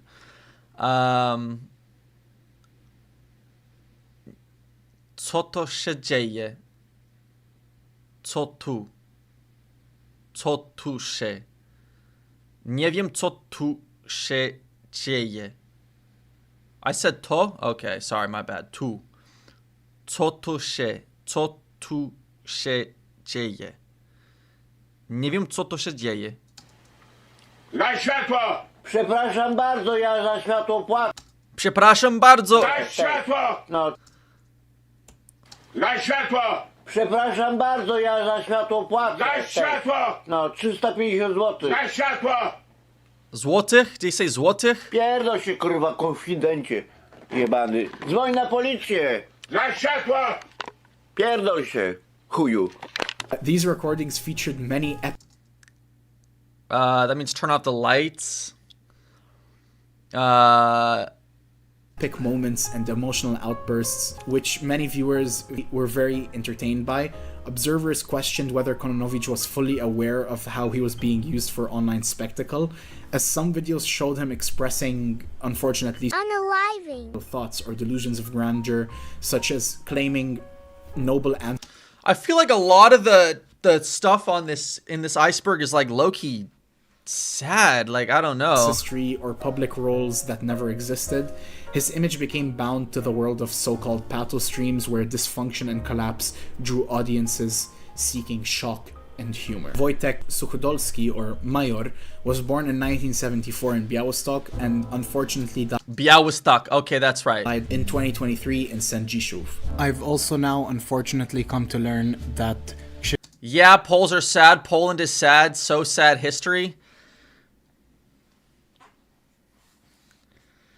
Let's be happy, all right? Let's be happy that we're Polish. Krzysztof Kononowicz as well has passed away on March 6th, 2025 in Białystok. Oh, wow, that's recent. That's within the last year. May they both rest in peace. No, let's be sad. No, be happy. He became known as a controversial internet figure, often presenting himself as an entrepreneur, performer, video blogger, and even as an amateur astronomer and anti-communist activist. His reputation was sort of built on shocking performances that included him eating food without teeth, just rambling, just complete. Oh, man, look at that table. That's rough. Fucking nonsense on live streams and having provocative behavior that blurred the line between performance art and personal. Oh, is that what I think it is? Is that yellow John Paul II? Breakdown. His life was also marked by rampant. You got to learn a worst case scenario mindset to be truly Polish. You know what? I feel that, actually. I feel like in my family that's kind of a consistent mindset, especially from the Polish side of my family. Like, if you guys know what Murphy's Law is, it's like the worst, like if the worst thing can happen, it will, and at the worst possible moment. Something like that. Alcoholism, substance abuse, and long periods of incarceration as well. In his later years, he sort of oscillated between homelessness and living in shelters before coming back to YouTube, where he registered a business in 2019 and gained a following. His relationship with Krzysztof Kononowicz was central to his public image, as the two lived together for long periods of time and produced content that both attracted ridicule and fascination. They were two peas in a pod. Their interactions were often volatile, they fought a lot, they just had a lot going on between them, which tended to generate a lot of content for viewers interested in Pato-related content on the internet. The platform that documents a lot of this phenomenon is known as Kononopedia, which is a community-driven satirical wiki devoted to cataloging the events, personalities, and lore surrounding Krzysztof Kononowicz, mayor, and their shared household at Szkolna 17 in Białystok. 17? It presents their lives as a sprawling, often absurd universe. I'm not going to try to say that in crazy long number. I'm not going to try it, so don't keep saying that. Complete with invented titles, parodied institutions, and elaborate fan interpretations of their actions. While often humorous in tone, the site reflects the fascination of the internet with lolcows. These guys are like Polish lolcows almost. I think that's like the best way to describe it. A Pato streamer in general is sort of like a lolcow. Baba Sopot. Speaking of lolcows, Baba Sopotu is a term used to describe a woman from Sopot in Poland who gained attention on the internet for her erratic behavior and public outbursts. She became a subject of a lot of There's more sad stuff going on. Videos, particularly on TikTok. I feel like the level 4 beneath the iceberg is just... It's not like unknown memes, because clearly you all knew who the last Krzysztof was. It's just the further down you go this iceberg, just the sadder the stories get. Where she was seen behaving really unusually and sometimes even aggressively in public spaces like buses and streets in Sopot.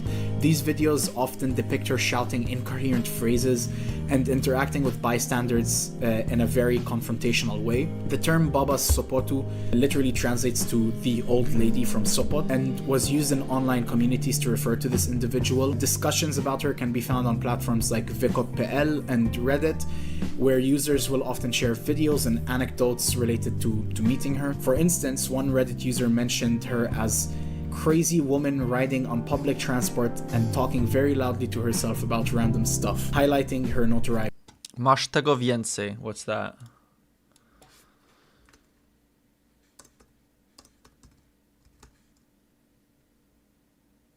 Do you have that more? Więcej means more. It's not sad, it's Polish. Well. Do you have more of this? Masz tego więcej. Dziękuję bardzo za 10 zł. Okay. Wracając. Right, let's keep going. Wracając. Returning? Okay. In the area. I promise on Allah, Polish citizens will approach my life in the future. It will be tragically terminated. I will pay it for Allah people. Allah This is another topic that I would want to expand on, among other topics that I've mentioned in the Iceberg. Just because of how deep the lore of it can go, there's a lot of stuff that I didn't discuss. I think that these topics could be like one-off videos on their own. Vietnamese Poles. A phenomenon that many people are unaware of is the community of Vietnamese people in Poland, mostly concentrated in Warsaw. With an estimated population of about 50,000 to 80,000 people, this community is often seen in a positive light, at least compared to what other migrants in the country are treated or seen as. One Redditor says, are they integrated well in Polish society? Not really. The kids go to school with Polish kids, so I think in the future the society will be more integrated, but there aren't many working in typical offices or working for the government. How are they seen amongst the general population? They make good food. Yeah, Vietnamese food is amazing. It really is. My girlfriend and I love going out.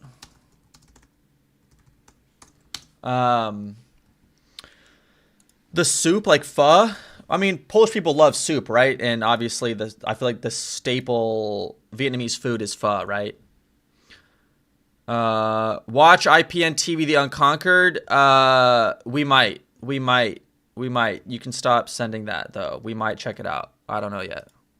I think they are seen as hardworking, keep themselves to themselves, and in this way largely stay out of the Polish consciousness. According to Polish anthropologist Ewa Nowricka, there are two distinct migration waves from Vietnam to Poland, which resulted in 3 waves or generations, as she states. Quoting from an article of hers on the topic, the inflow of Vietnamese immigrants to Poland started in the 1950s and had its peak in the mid-1960s to the late 1980s.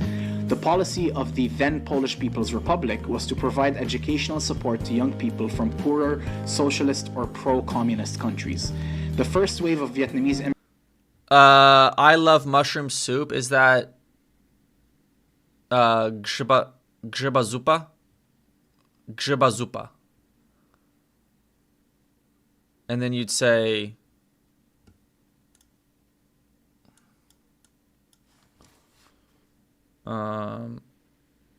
zupa grzybowa. Zupa grzybowa.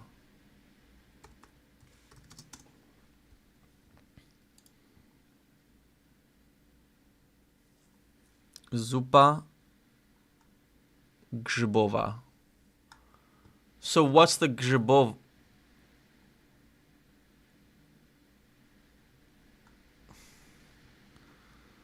Zupa z grzybów.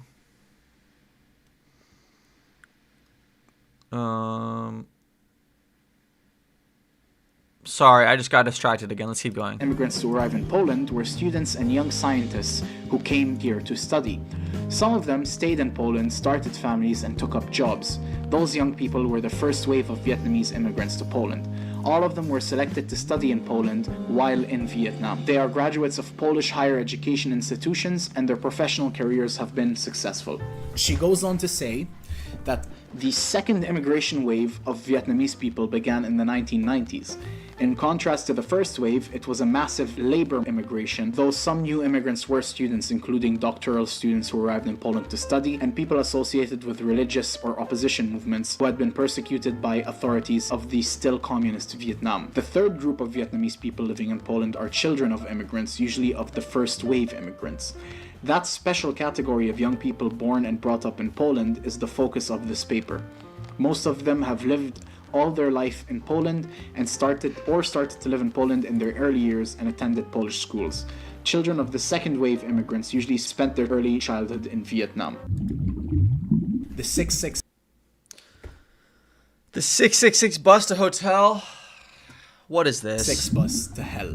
There is a town on the Polish Baltic coast called Hell, which is a popular tourist destination. The main bus line that one would take to reach Hell was operated by... It's the name of the... It's Hell is the name of it. PKS Gdynia and... Grzybowa is like mushroom flavored. Okay. Explain... Okay, hold on. So, explain grzybowa versus grzyb.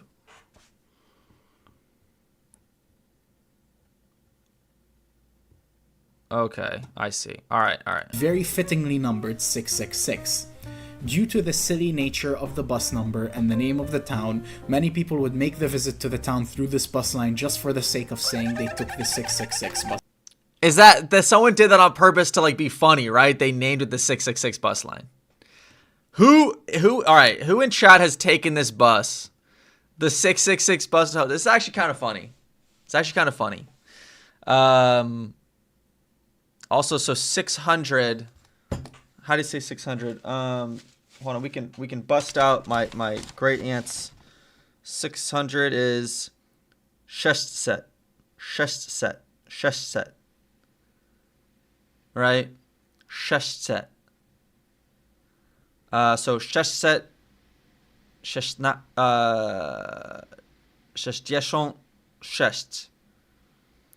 Yeah, that's right. Shest set. Shest. Wow. Someone in power was really mad about the coincidence, so they renumbered it, so it's not what it is anymore. You can just pronounce Shayset.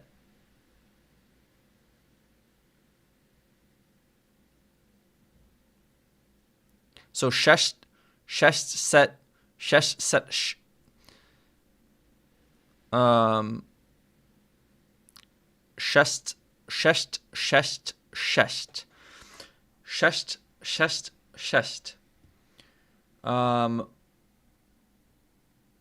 Without the C. So shest. So shayset. Shest. Okay. To hell. Poland has a notoriously loud and conservative religious population that opposed this joke, with a Catholic magazine Fronda claiming that this was spreading quote-unquote Satanism and anti-Christian propaganda. It's not spreading Satanism, it's just some people having some fun. Which led to multiple complaints about this bus line. Unfortunately, these people ruined the joke for everyone and caused the bus line to change from 666 to 669, which was confirmed by Marcin Szwajcik, That's not much better. the top guy who That's not much better. In PKS Gdynia. Many people who enjoyed the existence of this bus line have raised complaints about the change and are calling. Is that real? It's just 669 now? So they made him change. So whoever came up with the number in the first place was obviously trolling. And then they were like, okay, I guess if we have to change it, then we're still going to troll them. That's. I feel like Polish people are trolls. Polish people are trolls. Y'all like trolling. That's what it seems like.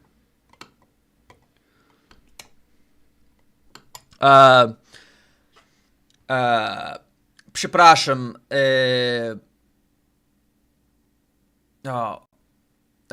Chcę jeść mój ziemniaki. Is that right? Przepraszam, ale chcę jeść moje ziemniaki. Moje ziemniaki. I almost got it. Zjeść. Okay. Chcę zjeść. This language is so hard to pronounce. Nie ma problemu. Nie, jest problem. Chcę mówić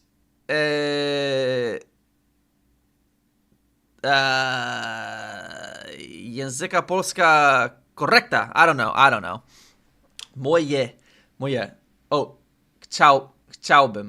Chciałbym zjeść.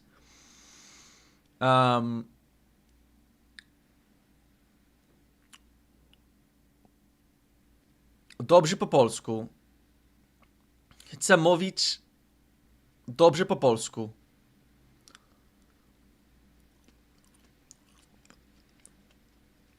I would versus I want.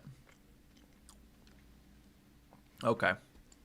The silly, scary 666 number to return to its rightful place on the bus line to hell. Polish people. We learned about this one on our own last time. Polish people in Haiti. The Haitian Revolution, which occurred in the late 1970s. Like the Polish soldiers were sent there by Napoleon to like put down the slave rebellion, but then they ended up switching sides. to early 1800s was an uprising of enslaved Africans in the French colony of Saint-Domingue, which later became Haiti in 1804 as a direct result of the successful slave uprising which established their independence. These brave freedom fighters were aided by no other than Polish soldiers who were sent by Napoleon to fight them. Although initially sent to defeat the freedom fighters by aiding the other European troops fighting the slaves, many of the Poles were moved by the plight of the slaves fighting for their independence and freedom. This eventually, of course, aided in the victory of the liberated freedom fighters, which led to the Polish soldiers to be granted Haitian citizenship after the establishment of the free nation of Haiti. So, 5,000 Polish troops were sent in 1802, with a big chunk of them dying due to illness and fighting in late 1802. By early 1803, the remaining soldiers had a sentiment amongst them that began to be apparent. They were on the wrong side of the fight, and they began to disobey direct orders from the French and fight alongside the Haitians. They came to believe that they were fighting an unjust fight by siding with the oppressor in the conflict, and decided that they would assist the freedom fighters in achieving victory, regardless of the outcome. By late 1803, the Polish soldiers officially joined General Dessalines on the rebel side of the conflict, becoming freedom fighters themselves. Eventually, at the victorious end of the uprising, these Poles were unable to go back home since they feared punishment for their heroism and bravery. This led to General Dessalines to proclaim, "The Poles are to be accepted as children of the island, naturalize all who wish to remain with us." and thus the Poles became Haitians, living amongst the people they fought alongside to liberate, mostly now becoming farmers. There are still descendants of the Poles to this day living in Haiti, in various cities and villages, with a very distinct look, showing the history of Polish and Haitian alliance in their features. Most famously, General Dessalines, who then became Haiti's first head of state, stated that the Poles were the Negroes of Europe, which causes many Poles to now claim ownership of the so-called N-word pass. Oh my god. Tusk manipulation.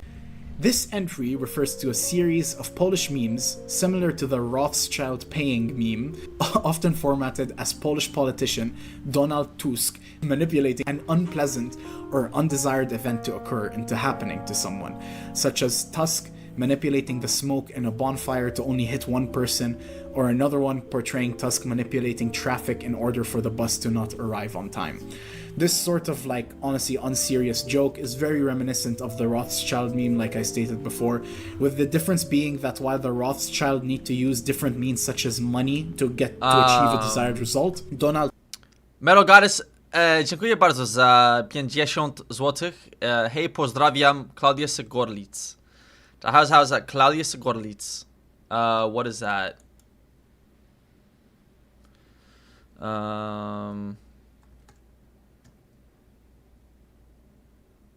Is that a place? Gorlic? Is that a place?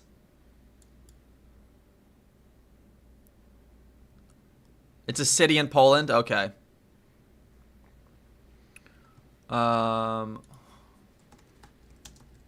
Let's see. Gorlice. Oh, it's near Kraków? Oh, wow, that's super far south. That's super far south. Dang, so is that kind of near where I know some Russian missiles have landed in Poland? You know, that's happened multiple times somewhat recently. Is that near this?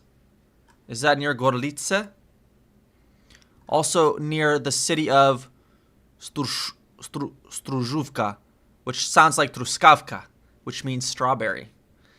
No, the missiles landed more east. It was on the east, so more over here in Zamość.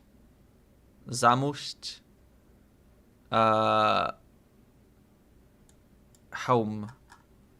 Anyone from home? Home?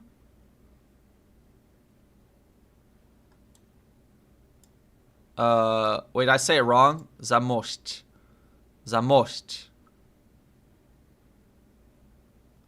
Zamość.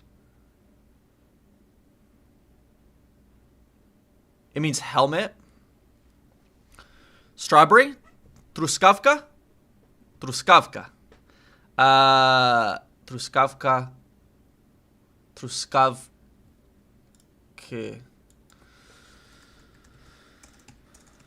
Truskavka, all declinations. So plural. Okay, so plural of feminine words tends to be end in an I, right? And then plural of a masculine word, such as Zemniak, is a Y, right? No, that's also an I.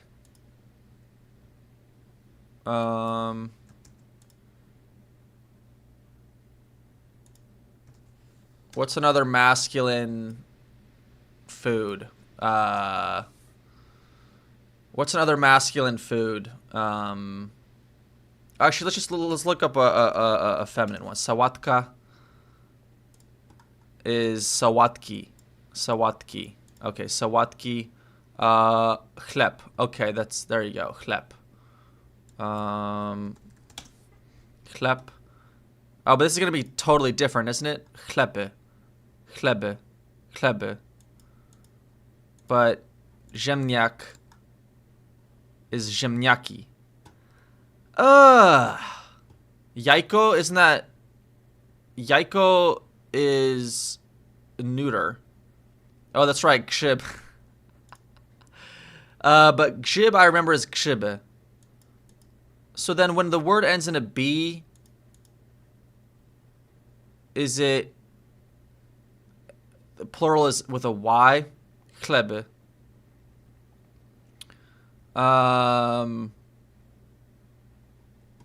Okay, so then words ending in O or E is neuter. Yeah. So yaiko, which means egg, is yaika. Yayek. Yayek. So I would say nie lubię zjeść jajek. I don't like to eat eggs. Or no, I would just say nie jadam.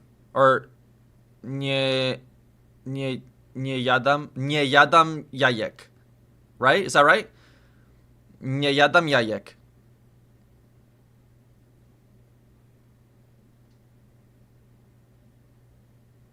Nie jadam. Or I could just say nie jem jajek. Nie jem jajek. Or nie jem jajek. Okay. Nie jadam jajek. Nie jem jajek.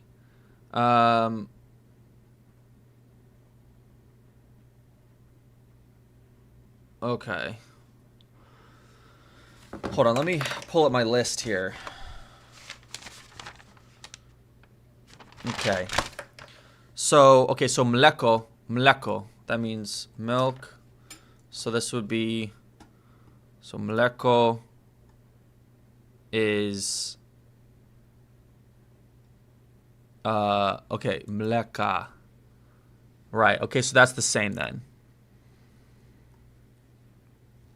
So I don't drink milk can either be nie piję mlek or nie piję mleków. Or no, I guess that's not, you would never say it plural. Mleka, it'd be mleka. Nie piję mleka. Nie piję mleka. Mleka. Nie piję mleka. Right, okay. Nie piję mleka. Just real quick, what is dative case used for?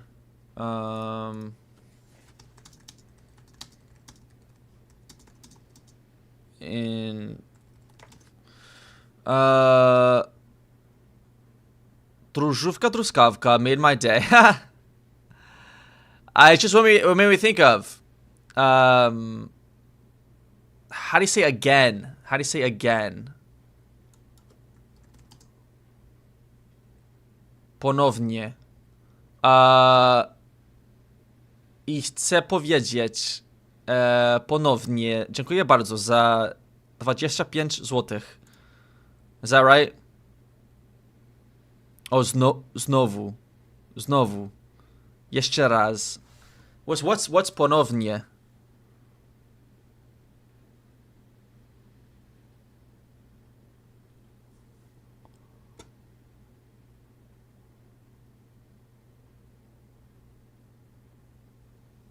Mleko doesn't have a plural form. Yeah, I guess it wouldn't. Ponownie sounds formal. Okay, so when to use jeszcze raz versus, what was it? Powolnie? Ponownie. Ponownie. Or znowu.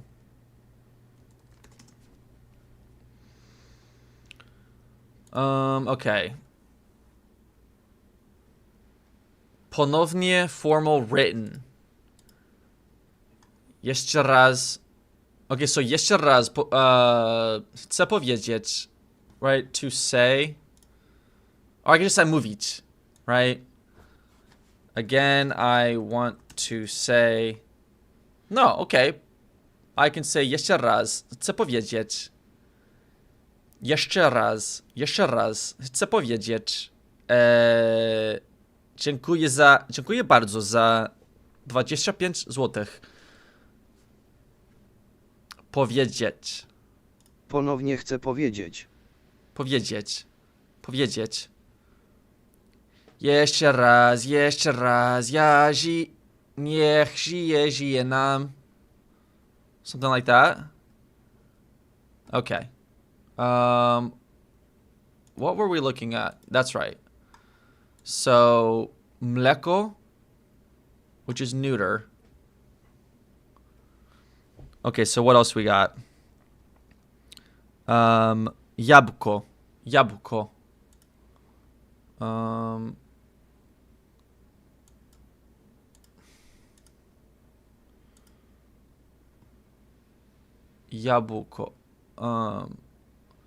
Oh, that's right. I was looking up dative case. God, too many things. When learning plural, check for 2 and 5 pieces of something. Yes. I've noticed that before. I dziękuję bardzo za 10 złotych.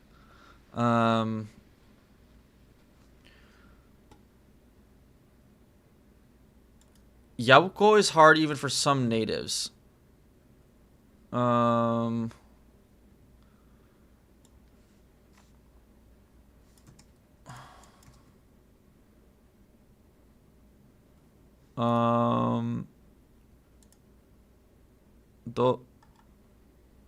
Okay. Dziękuję za 10 złotych, ale nie rozumiem. Nie rozumiem your message.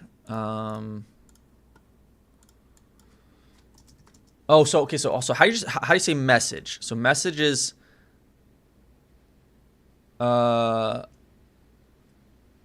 twoje wiadomości.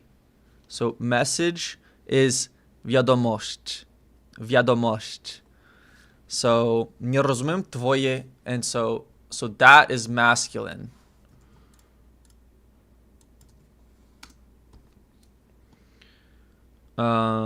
So I don't understand this one. And that's twoje wiadomości, right? Twoje Is it wiadomości or via?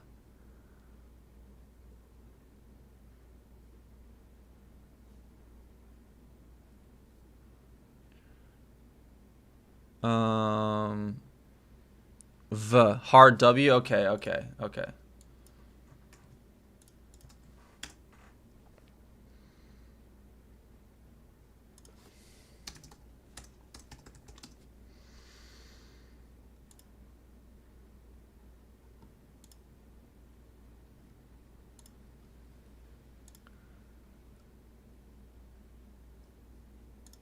Hold on, I'm pulling it up. 1 second.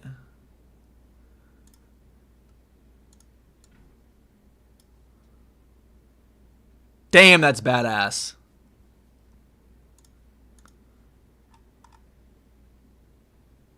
Is this what you're talking about?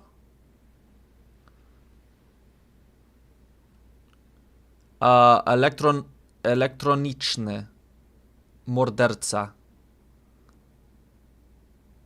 Elektroniczny morderca.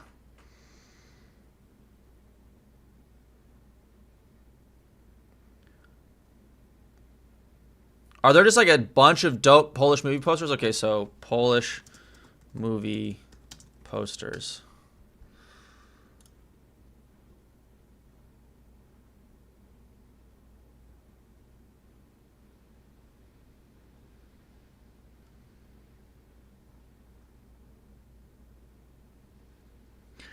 It might be sketchy for me to show this honestly on stream right now. I don't know what's gonna show up. It's Google Images, so you know that's how it goes. That's how it goes. Okay, so dative case is probably used to indicate the indirect object of a sentence, answering to whom or for whom an action is performed, is essential for beneficiary actions, like to give someone impersonal expressions with specific prepositions like dzięki or przeciw.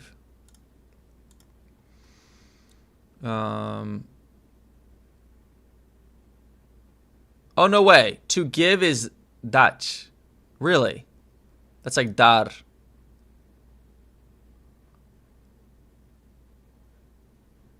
I gave Jan a book.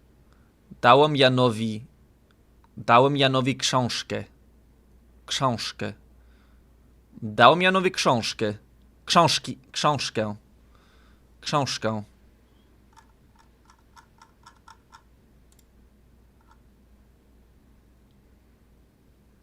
Yeah.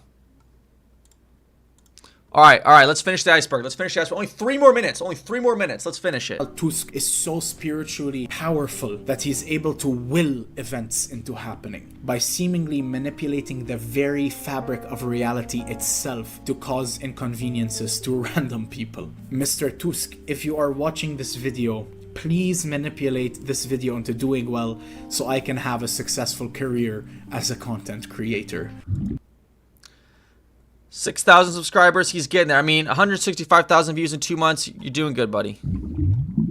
They're just shooting a film. This refers to the somewhat common Polish occurrence of seeing a train station or building covered in swastikas and Nazi imagery in general.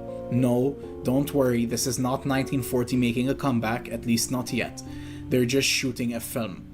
Due to the history that Poland has had with the bad guys from The Sound of Music, various locations in Poland are utilized by filmmakers. That's Kino der Toten right there, man. I used to play Black Ops Zombies so much. Backdrops and settings for films that require some historical portrayal of this dark time in history. Oftentimes, the images will circulate on social media of train stations or pedestrian centers in cities like Warsaw and Wrocław, covered in swastika flags and other World War II related imagery and equipment, causing many to be confused and even concerned with the jarring and unsettling idea of the swastika being hung seemingly with pride in modern day Poland. So, that's it for today's iceberg, guys. Thank you so much for watching. All right, we did it, guys. We did it. We made it to the end. Fried egg emoji in the chat. Fried egg emoji in the chat. All the way through. I hope you found the entries as interesting and entertaining as I did. I hope that you guys will consider supporting me in any way possible by commenting on and liking the video, subscribing for more content in the future, and sharing the video with your friends. I would like to thank my Discord community as well, and my friends and my girlfriend for helping me with submissions with the entries in the iceberg. It really helped me to maintain the sort of authenticity of the entries themselves and to get most of the information right, hopefully. I really put a lot of research into this and work typing this up. It took me about a month or so to complete all the research for this. I would also appreciate any constructive criticism as well as suggestions for future Polish lore iceberg entries or just iceberg topics in general. It doesn't have to be related to Poland either. Don't forget to check out the links in the description for this video to find my other socials as well as my Discord server, which has Okay, all right. Sweet, we did it. We did it. Wow. We finally finished it. Oh! We finally finished it.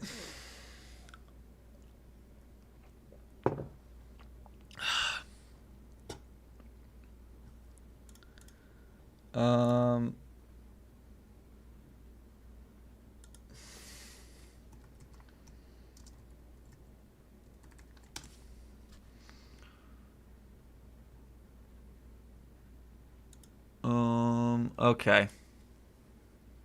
How long did this even take? Well, this stream's been going on for 2 hours and 20 minutes. All right. Okay. All right. We're going to do it. We'll do it. So...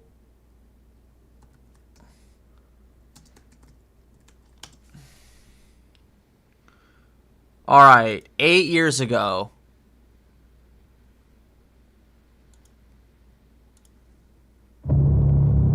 Okay. All right. Hold on. All right. IPN TV The Unconquered. You guys will not stop asking me to watch this. Let's do it. Okay. I think I'm going to turn the Polish subtitles off, though.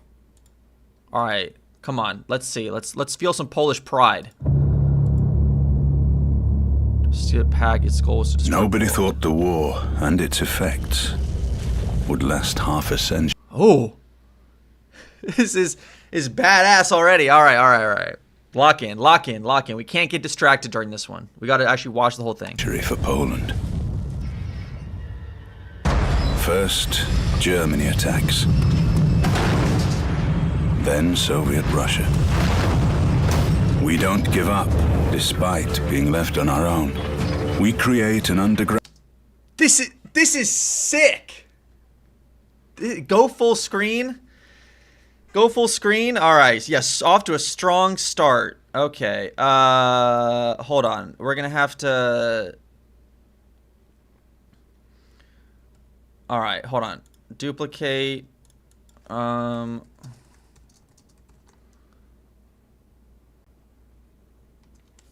Oh, wait. Sorry, guys. I'm figuring this out. Hold on.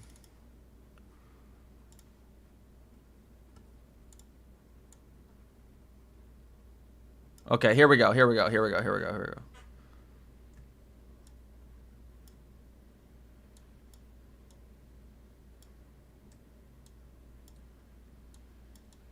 I'm trying to... Okay, there we go. There we go. There we go. All right, let's do it. Let's do it. Let's do it. Oh, off to a great start. Underground state, complete with a government, an army, schools, and courts. We suffer 2 occupations. The Germans murder millions of Polish civilians. The Soviets deport Poles in cattle cars to gulags in the east. They shoot over 20,000 officers during the Katyn massacre. And hundreds of thousands of Poles are forced into slave labor. Who made this? Who made this? I guess IPN TV made this, but what are the names of the people who made this? Dang. Okay. This is really well done so far. Let's keep going. Labor in the inhuman lands of the Soviet Union. Our army is reborn, moving west. Hey, that's where we got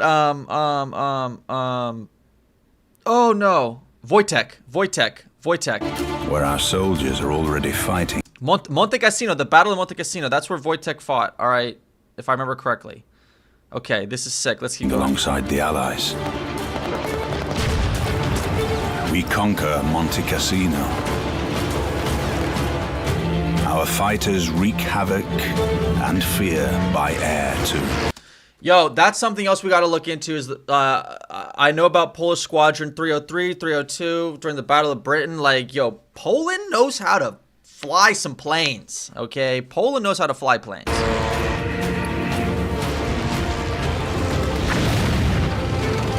The Germans call us Black Devils as we crush their resistance. Paratroopers make their way to occupied Poland to support the underground state, while our counterintelligence acquires secret plans of the enemy.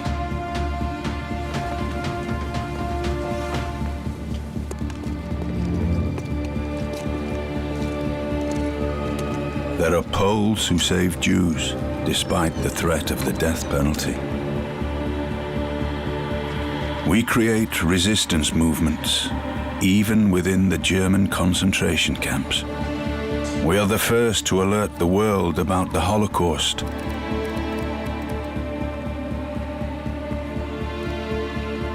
though politics appear to be more important than human lives. And nobody listens to us. Yeah, I mean, if I remember correctly, like, I mean, when Germany invaded in September in 1939, Britain and France did nothing. And I'm pretty sure that there were a bunch of like Polish platoons that made decisions in battle expecting like the French to come help, and that basically didn't happen. And so they kind of got they got screwed over. Like more of them died because of that. Polish Jews fight the Germans in the Warsaw Ghetto without even a chance for success. Our nation comes up from the underground and fights in the Warsaw Uprising.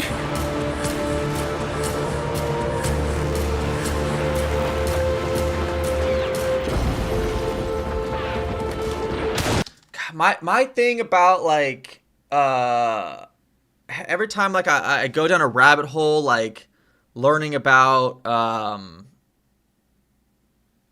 World War II and just any wars is like, man, like the times we live in today of like, you know, not, you know, there are battles going on, there are wars going on, but like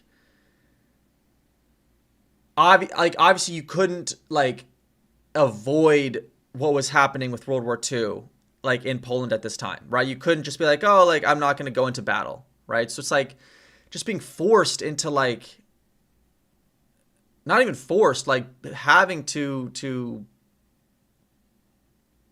I don't know, pick up a gun and like run into gunfire, and it's just crazy. I don't know.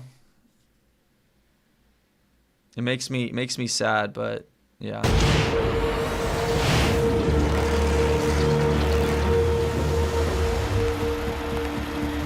We break the German Enigma code, saving millions of lives. But in exchange for all that we do, we are betrayed. Are they saying Poland broke the Enigma code? I thought that was like some like a British guy. Oh my god, I'm blanking on his name.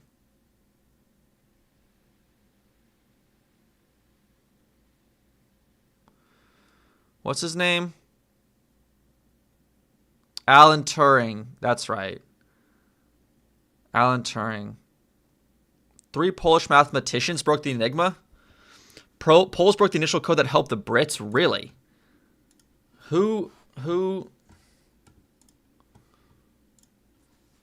did Poland break the Enigma code?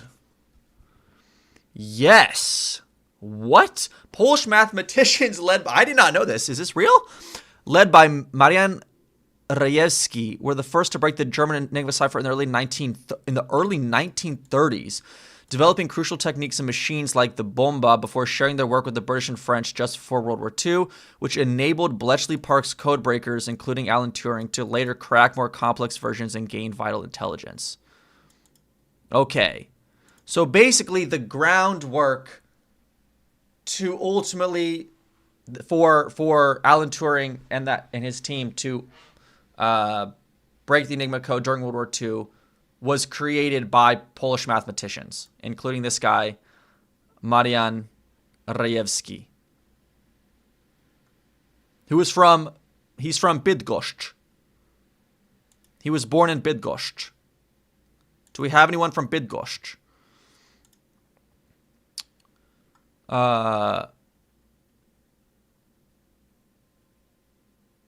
Alan Turing made the machine to automate it, but how to break it was Polish thinking. Yeah, I guess that makes sense.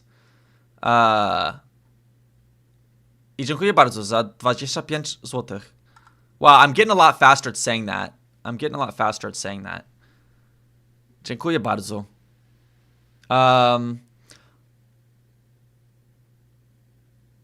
Rejewski and fellow mathematician cryptologist Jerzy Różycki and Henryk Zygalski Working at the Polish General Staff's Cipher Bureau developed techniques and equipment for decrypting the Enigma ciphers, even as the Germans introduced modifications to their Enigma machines and encryption procedures.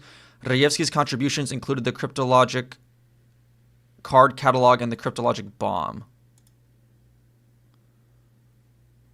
Soon after the outbreak of war, the Polish cryptologists were evacuated to France, where they continued breaking Enigma ciphers. After the fall of France in June 1940, they and their support staff were evacuated to Algeria, North Africa. A few months later, they resumed work clandestinely in southern Vichy, France.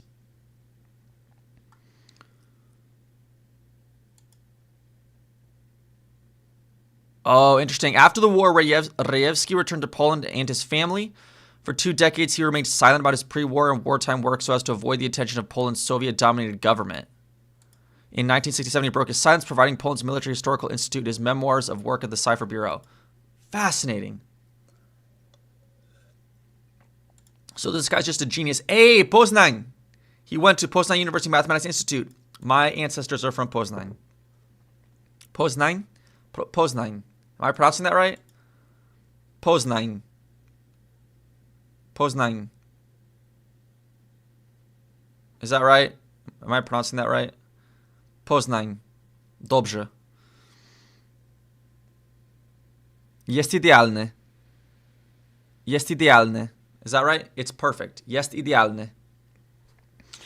Okay, fascinating. All right, let's keep going.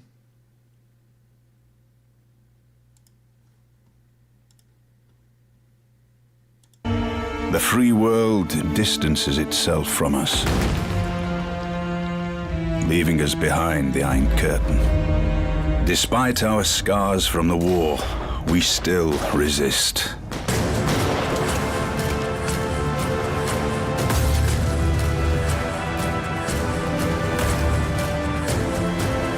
The Pope gives us strength. Workers' strikes spread throughout Poland. Yo, did that say Szczecin? Gives us strength. Workers... Yes, it did. We were learning about that earlier. Strikes spread throughout Poland. The communists lose. The Iron Curtain falls. The war is over. We prevail.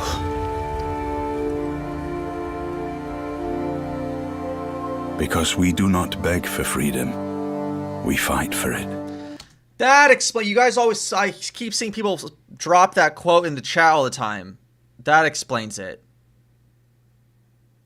I see. So who said it? General Witold Urbanowicz. Oh, the 303 Squadron Commander. No way. Okay, hold on. Witold. I already forgot how to. Urbanowicz. Yeah. Witold Urbanowicz was a Polish fighter ace of the Second World War. According to the official record, Witold Urbanowicz was the second highest scoring Polish fighter ace with 17 confirmed wartime kills and 1 probable, not counting his pre-war victory. Amazing. Wow. Oh, wait, what just happened? Oh, no. I need to go. There we go. Okay, so he was born in Olszanka, Augustów County.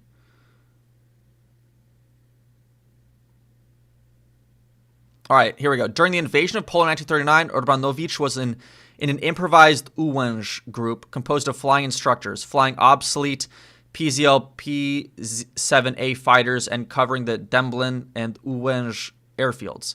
Despite a few encounters with enemy airplanes, the Polish fighters were not able to shoot down any enemy planes, which could barely match the speed of German bombers. Yeah, that's, to my understanding, why, what's it called? Why during the Battle of Britain, like basically once the Polish pilots went over to Great Britain and they were flying faster, more modern planes, they were just so much better than everyone because they had to adapt to using not as like outdated planes. So once they had really good planes, they just destroyed everybody and they just racked the numbers up basically.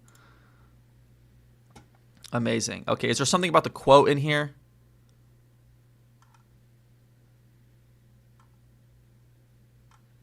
No. Okay.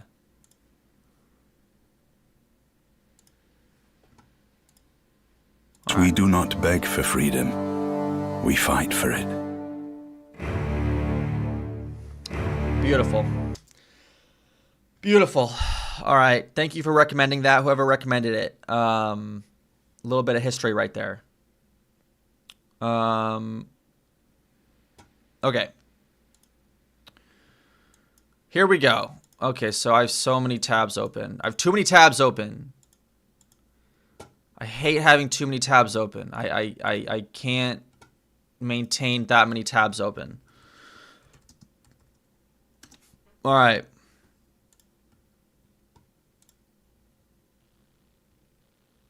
I don't know why it says I'm 9 minutes in. I think I clicked on this video. I've not tried to watch it. All right. Some water.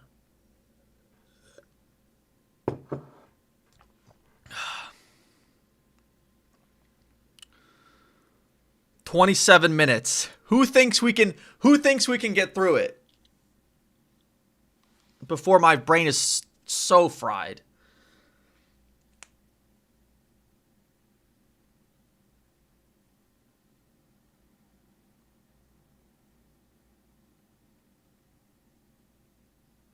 The video that we just watched is a small piece of a larger video.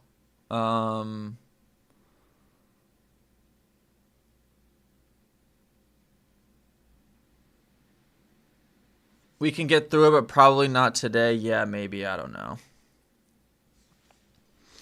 Why does it take 27 minutes to explain an emote? Excellent point. I don't know. All right, the unique phenomenon of XD in Poland. Anytime anything happens remotely exciting on stream, it's just a wall of XD, and we're going to figure out why. We're going to figure out why. Dlatego, pani doktor, zwycięzcą jest? XD. Cóż to takiego, bo widzimy na załączonym obrazku XD. To jest w ogóle słowo. XD. No. XD. D jest oczywiście Uśmiechem, uśmiechem, tak, to jest oczywiste. Natomiast to X może, nie wiem, przypominać takie trochę zmrużone oczy, kiedy się mocno śmiejemy.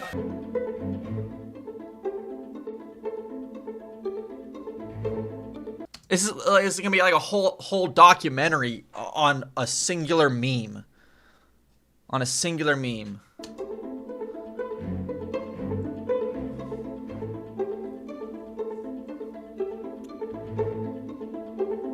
XD, XD, XD. What do you feel when you look at this? Currently nothing. I think for most Americans, nostalgia might be one answer near the top of the list. I mean, if my memory is to be trusted, XD was primarily a thing in the late 2000s. The peak of That's XD fair. in the public lexicon. I do feel like in early YouTube, it was like a huge thing that like people would use for like commenting on YouTube videos. But to be honest with you, it's like it's fallen out. It's like it's not as popular anymore, at least on like English speaking stuff. But Poland, it's like the most popular thing of all time. Coincided with the days of AOL Instant Messenger and PHP BB forums. And as the internet evolved and modern social media took hold, these things faded away and XD faded with it. I think this tweet sums it up pretty well. But what if I told you there's a place where XD lives on? Now maybe you still see XD from time to time. I do. But I think there are two explanations for this. One is you're seeing it used ironically. Sure, XD crops up here and there nowadays. Maybe you'll see it in a song name or in a video game that takes place in the 2000s, or... I'm sorry, but I'm never putting XD in an actual song name. That's just too much. In rap lyrics? Remember, Poland and internet culture is like 5 years behind? Okay, but like trends always come back around. So when XD becomes popular again in other countries, people are going to think that Poland is just like ahead of the times. You know what I'm saying? So you might be 5 years behind, but it's going to come back around and you're 5 years ahead.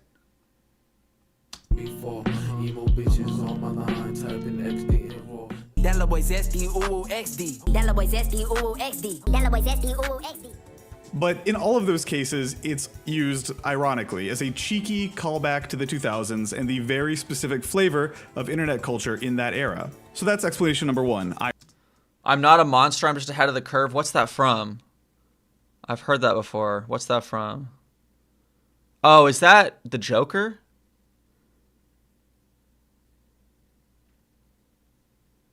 Okay, anyways. Irony. Explanation number two, you're Polish. Polska!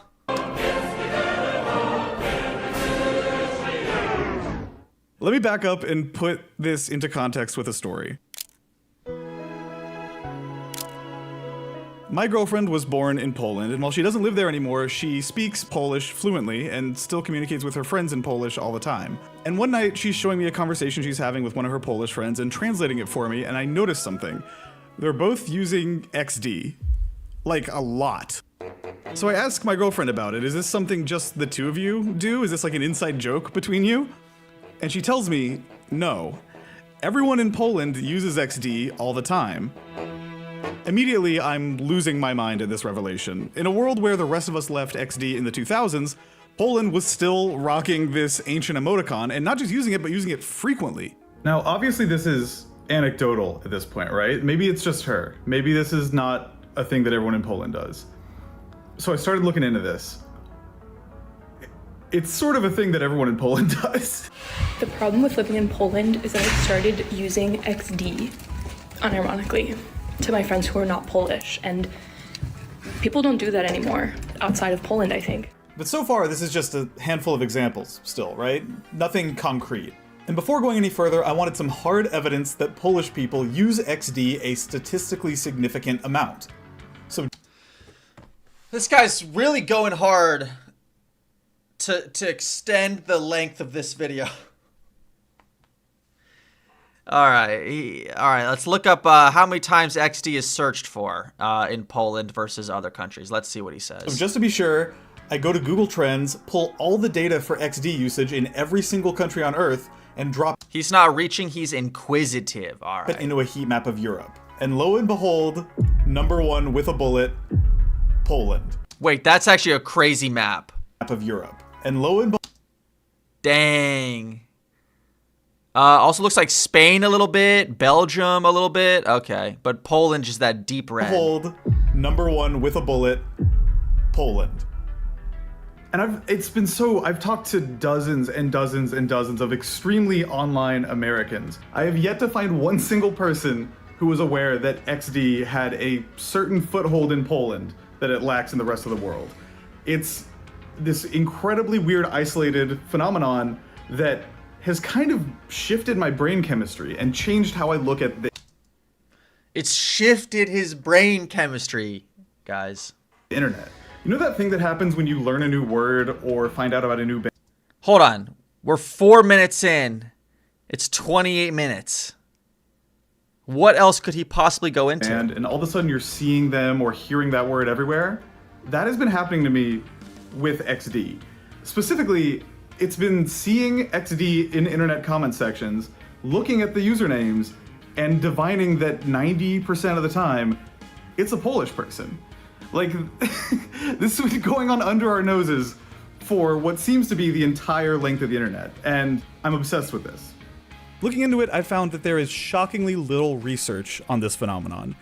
Particularly interesting was one study that specifically looked into how emoticon usage breaks down by geography. This study was fascinating. They pulled a dataset of over 1 billion Twitter posts and broke down emoticons and cowmoji by meaning, sentiment, country of origin, etc. There was just one problem. Despite the amazing scope and depth of this study, it limited itself to just 12 countries, and Poland, and by extension XD, was nowhere to be seen.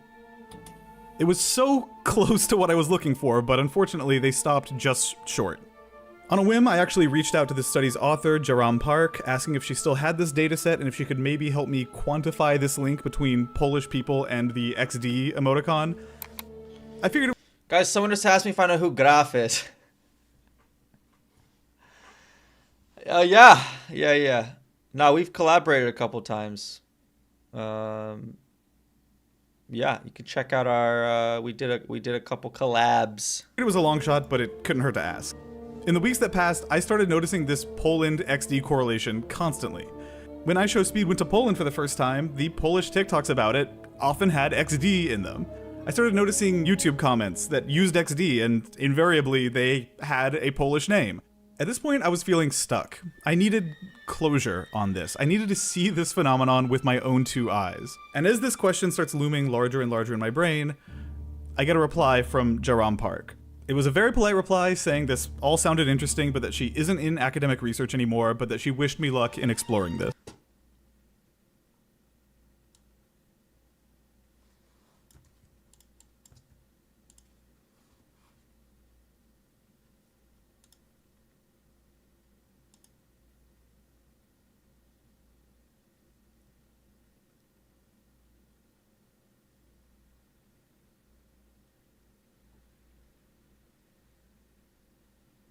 Sorry, hold on.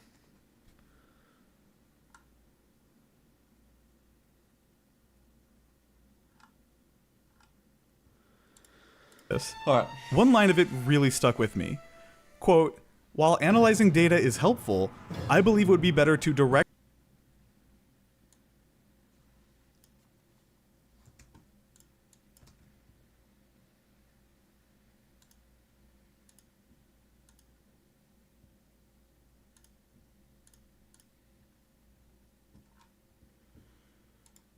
I can sit so still, it's crazy. Yeah.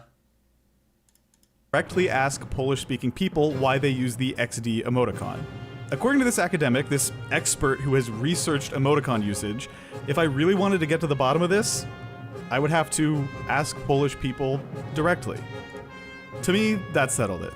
Out of options and desperate for some sort of resolution, I knew what I had to do. So I booked a ticket and got on a flight to Poland in search of answers. My hope was that by going to Poland in person, I could answer some of these questions. The unique phenomenon of XD. I feel like the title of this video could have been, like,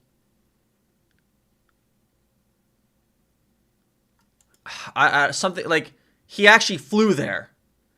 He's actually flying there right now.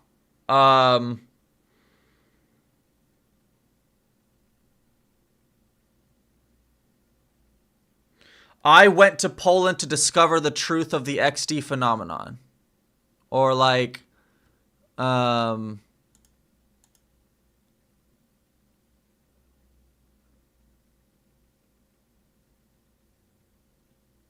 too long, yeah.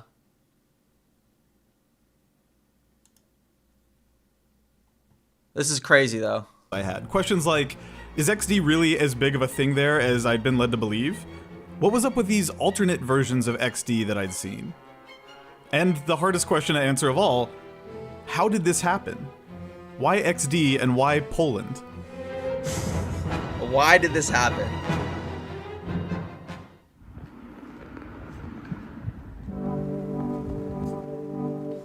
Yo, when I eventually go to Poland, the title of that vlog is just gonna be like, I finally went to Poland, in like all caps. And it'll probably be my most watched video, honestly.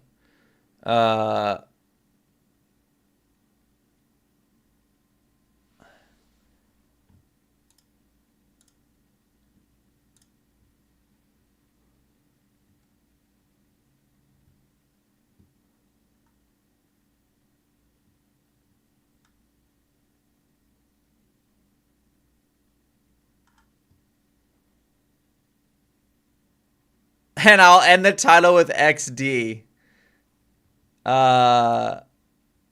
Okay, I'll title it like...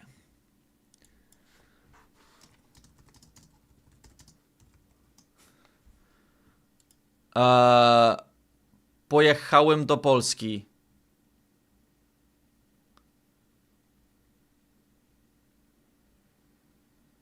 There we go. Is that right? Perfect title. Okay.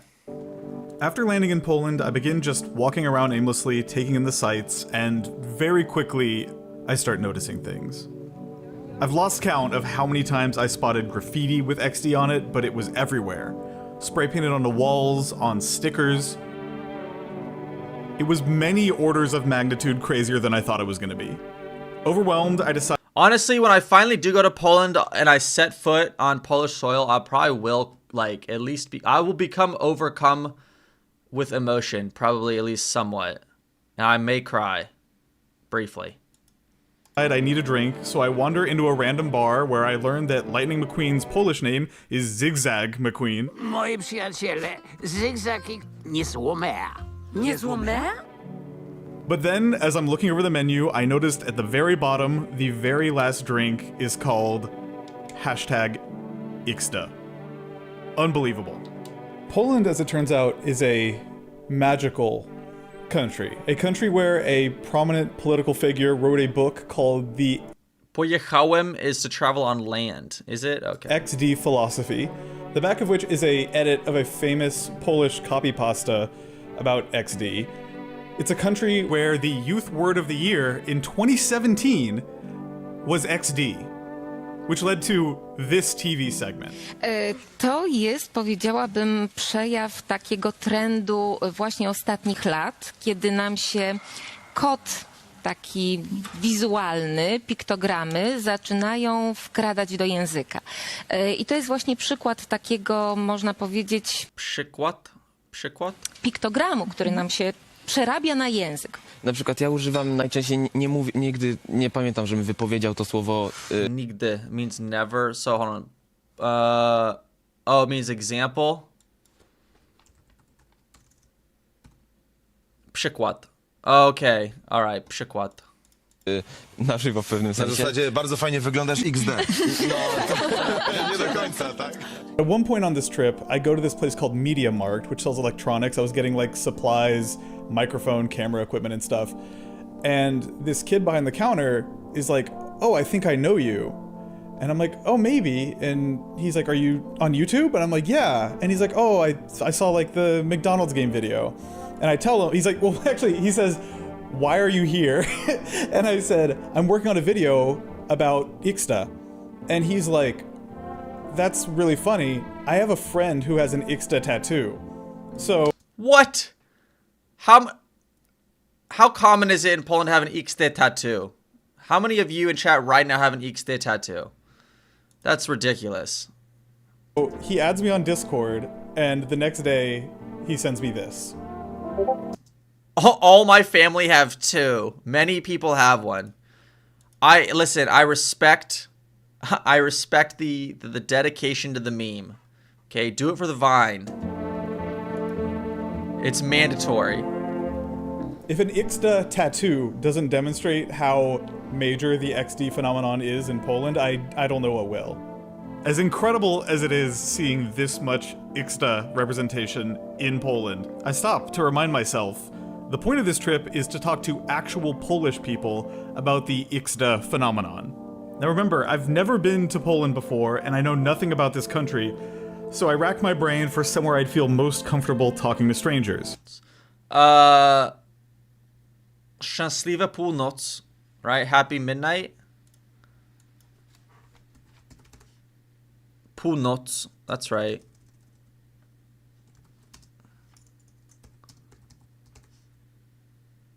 Szczęśliwej północy. Nobody says that. I know no one says that. I'm just trying to practice my Polish. You never say that. Szczęśliwej północy. Oh wow. And eventually, it dawns on me. A Magic the Gathering card shop. As luck would have it, it turns out it's the weekend of the Bloomborough pre-release, so I look up a local shop, find one, and head there to sign up for that night's tournament. In the meantime, I decide I need a visual aid, so I go to a local print shop and print out every variant of Ixta I've seen Polish people use on the internet. Before long, I realize it's time for me to head to the Magic the Gathering shop. Now again, I'm at this place alone, don't know anybody, so I'm a little nervous. The first round pairings get posted, and my American name very clearly sticks out like a sore thumb. It's just me. Nicholas Robinson. You got Michał Kępiński, Natasha Marciniak, Nicholas Robinson, Oskar Danowski, Piotr Skutecki, Ronald Pacholczyk. Me and Maximus Prime.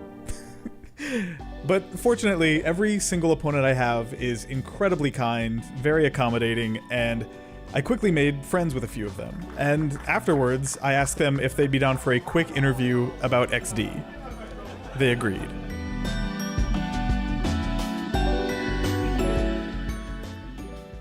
So, who am I here with? With Błażej. Okay, I'm here at this Magic the Gathering tournament. I feel like this would be a high density of people who use Ixta.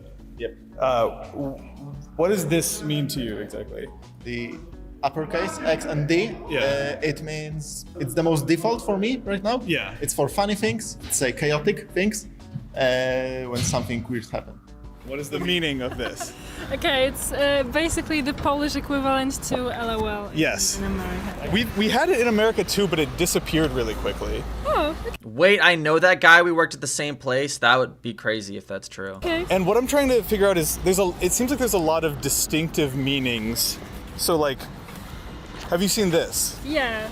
This is, I don't know, I would never type it like this because I always type it in lowercase. When you say lowercase, do you mean like this? Yeah. Always small x, always small d? Yes, because I would say typing it in uppercase, it shows an amount of effort that is not justified. So you're trying too hard if you do it in all caps.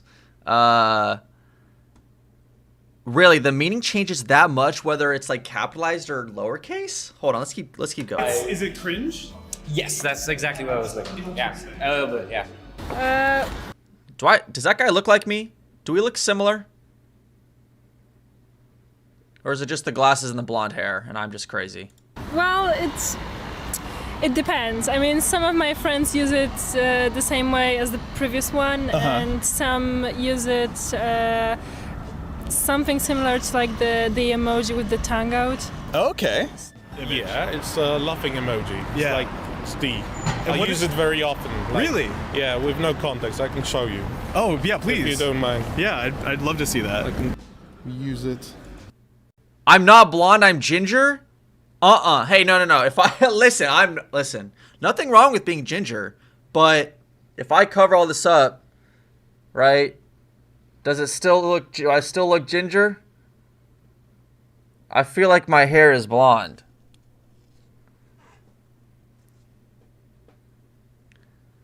He has no soul. Joe is ginger. I'm a ginger? A strawberry? Hold on. Do you guys know the famous, it's like an OG YouTube video. Gingers do have souls. Oh my goodness. 16 years ago, 48 million views. Wow. Yeah. I just wanted to say. Yeah. Oh my God. Wow. I've not watched this. I have not watched this since like 2007. He looks like me. I look like this guy. We look similar? That it really irritates me. South Park would say that red-haired people don't have souls, okay? Because we do have souls, all right? He looks like Zemniak? Nah, come on. Cut the guy some slack.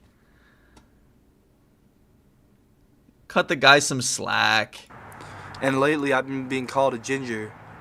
A fat ginger. By everybody at school.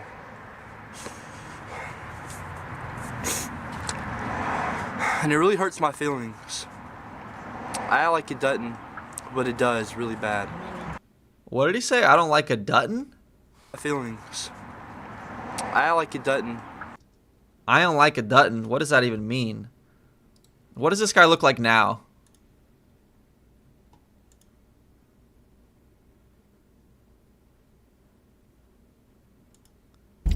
You know,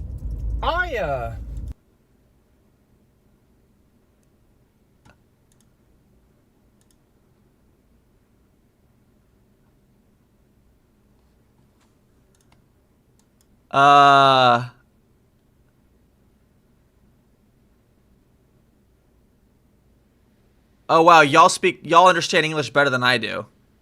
He flipped his hair. All right, let's be nice. I feel like that's worthy of capital XD, right? What it does really bad. Gingers have souls. Gingers have souls. All right. I totally forgot about this guy. Wow. All right. That's it. That is capital. That is worthy of capital XD. Maybe I'm starting to understand how to use the XD phenomenon better. Here. There's one. There's one. There's second. What's this one? Small X big D? Yeah, it's, I mean, I would say it's L. All right, fine. Chill. Give me a second.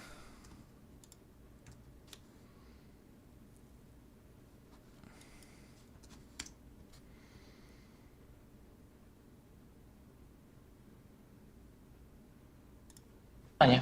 Ela? Nie, niestety. Ale dlaczego? No. Ja... Dlaczego means why.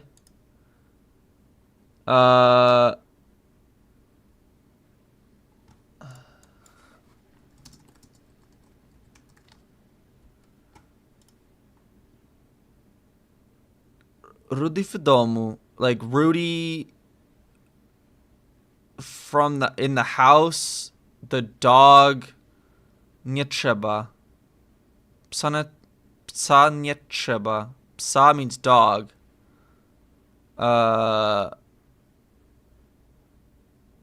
Rudy means ginger. Oh, Rudy w domu. So ginger in the house.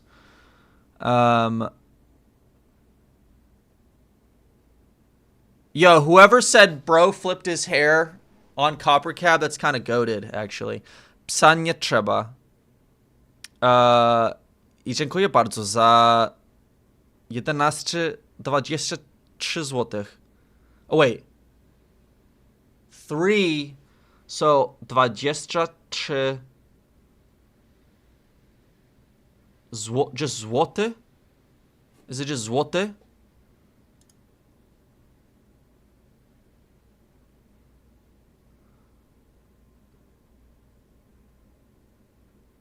Złote. 23 złote. Okay. A byłem na tak, niech oni ci wytłumaczą. Bo jestem rudy? What? So he's saying it's because I'm ginger? Nie. Ela? Nie, niestety. Ale dlaczego? No. Ja Dlaczego? byłem na tak, niech oni ci wytłumaczą. Bo jestem rudy? Nie wiedzieliśmy o tym. Nie wiedzieliśmy. Widzicie? Pod jesteś. Bo jestem rudy? Bo? Right means because? Się podli. Tylko dlatego, że...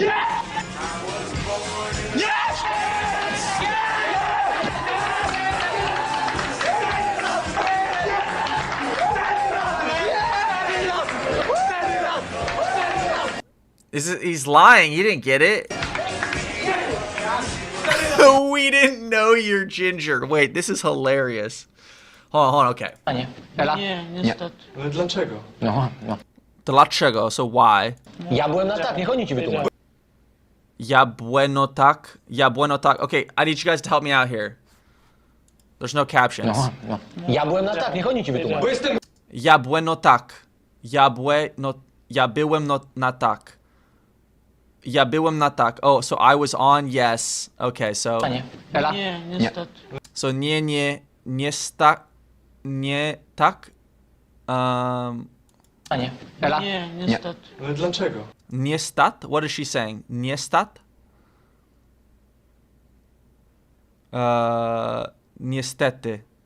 Niestety. Unfortunately. Oh, niestety nie. Nie niestety. Nie niestety. Okay. Nie. Ela? Nie, niestety. Ale dlaczego? Nie niestety. No. Ja byłem na tak, niech oni ci wytłumaczą. Bo jestem... Ja byłem na tak. Okay. So, okay. All right. Ja byłem na tak, niech oni ci wytłumaczą. Bo jestem rudy. No konicza. Niech.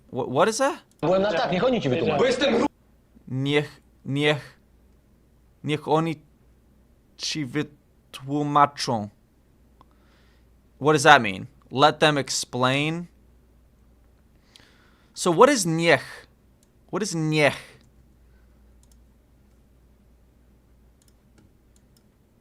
Guarani. Why is... No, definitely not Guarani. Let them explain it to you.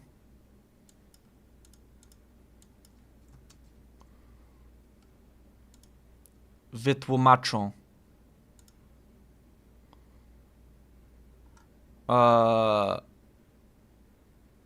Niech means let.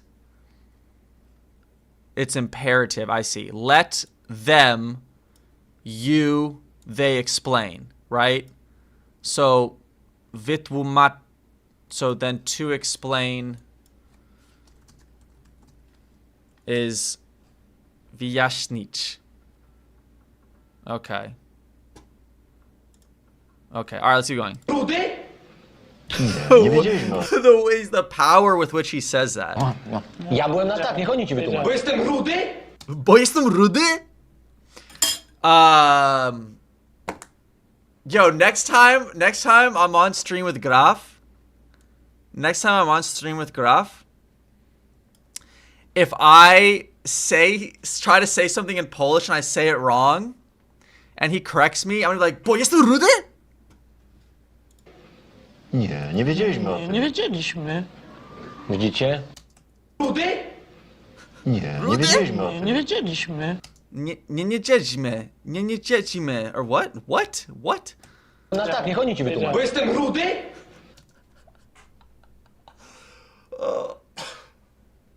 Genuinely, the way he says it is hilarious. Wait, so nie wiedzieliśmy? We didn't know. Oh, that's past tense of, it's like nie wiem. We didn't.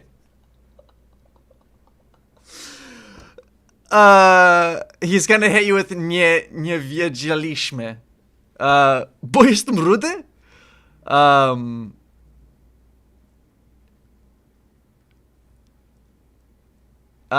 She accents it weirdly. Okay.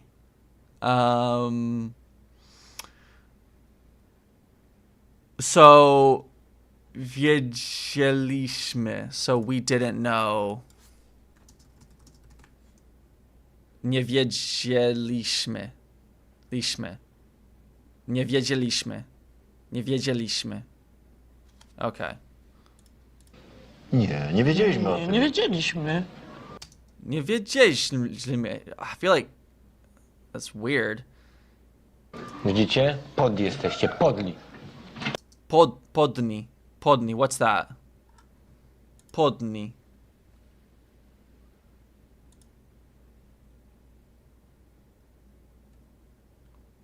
Podli means awful, cruel. So what did he say before that? I think I missed something. Wiedzieliśmy o tym. Nie wiedzieliśmy. Widzicie? Nie widzicie? Nie widzicie? Widzicie? Widzicie? Like, oh, do you see? You see, you're cruel. Oh, okay. Okay, widzicie? Okay, you see, you're cruel. Jesteście podli. Tylko dlatego, że... Dlatego. So what is dlatego? Dlatego, dlatego is therefore. Okay. Tylko dlatego. That's what they said. Only. Tylko dlatego. Just because. Just because? Okay. Widzicie? Podli jesteście, podli. Tylko dlatego, że... So what is going on here? Is he's lying about having gotten through?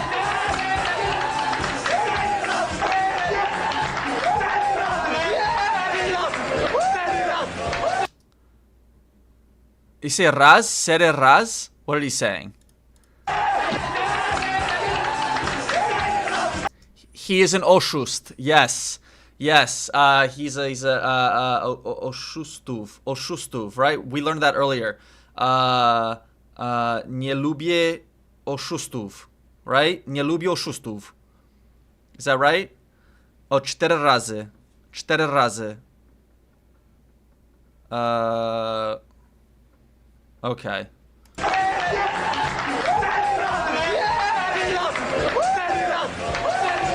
4 razy. Okay, now I understand it. 4 razy. 4 razy. Rudy się nie dostał! 4 razy tak. What? Rudy what?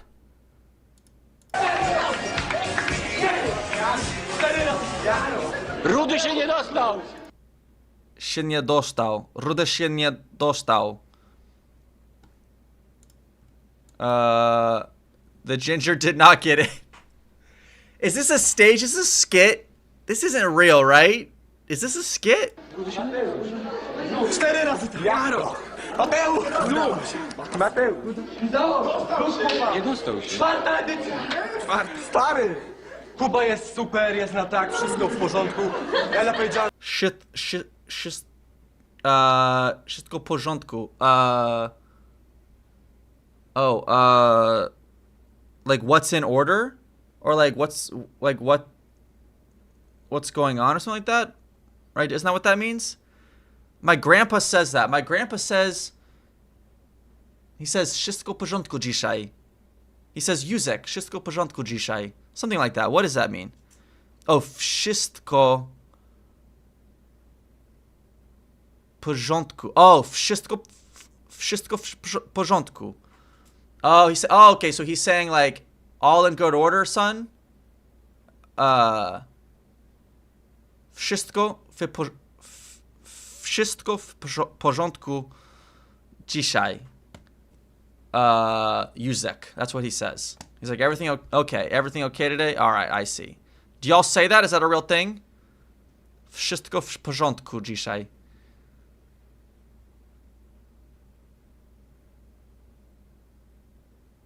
W porządku.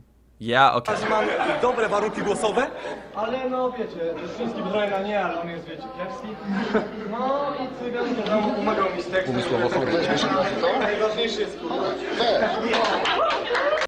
Okay, well, I think to date that's maybe the funniest clip of anything in Polish I've ever seen. Alright, I know we didn't finish the XD video, but I gotta go. I gotta go. Thank you everyone for being here. This was a great stream. I appreciate the energy in the chat. I love streaming, learning Polish. Honestly, it's a privilege, and yeah, I love it. And yeah, so dobranoc, and fried egg emoji in the chat. All right.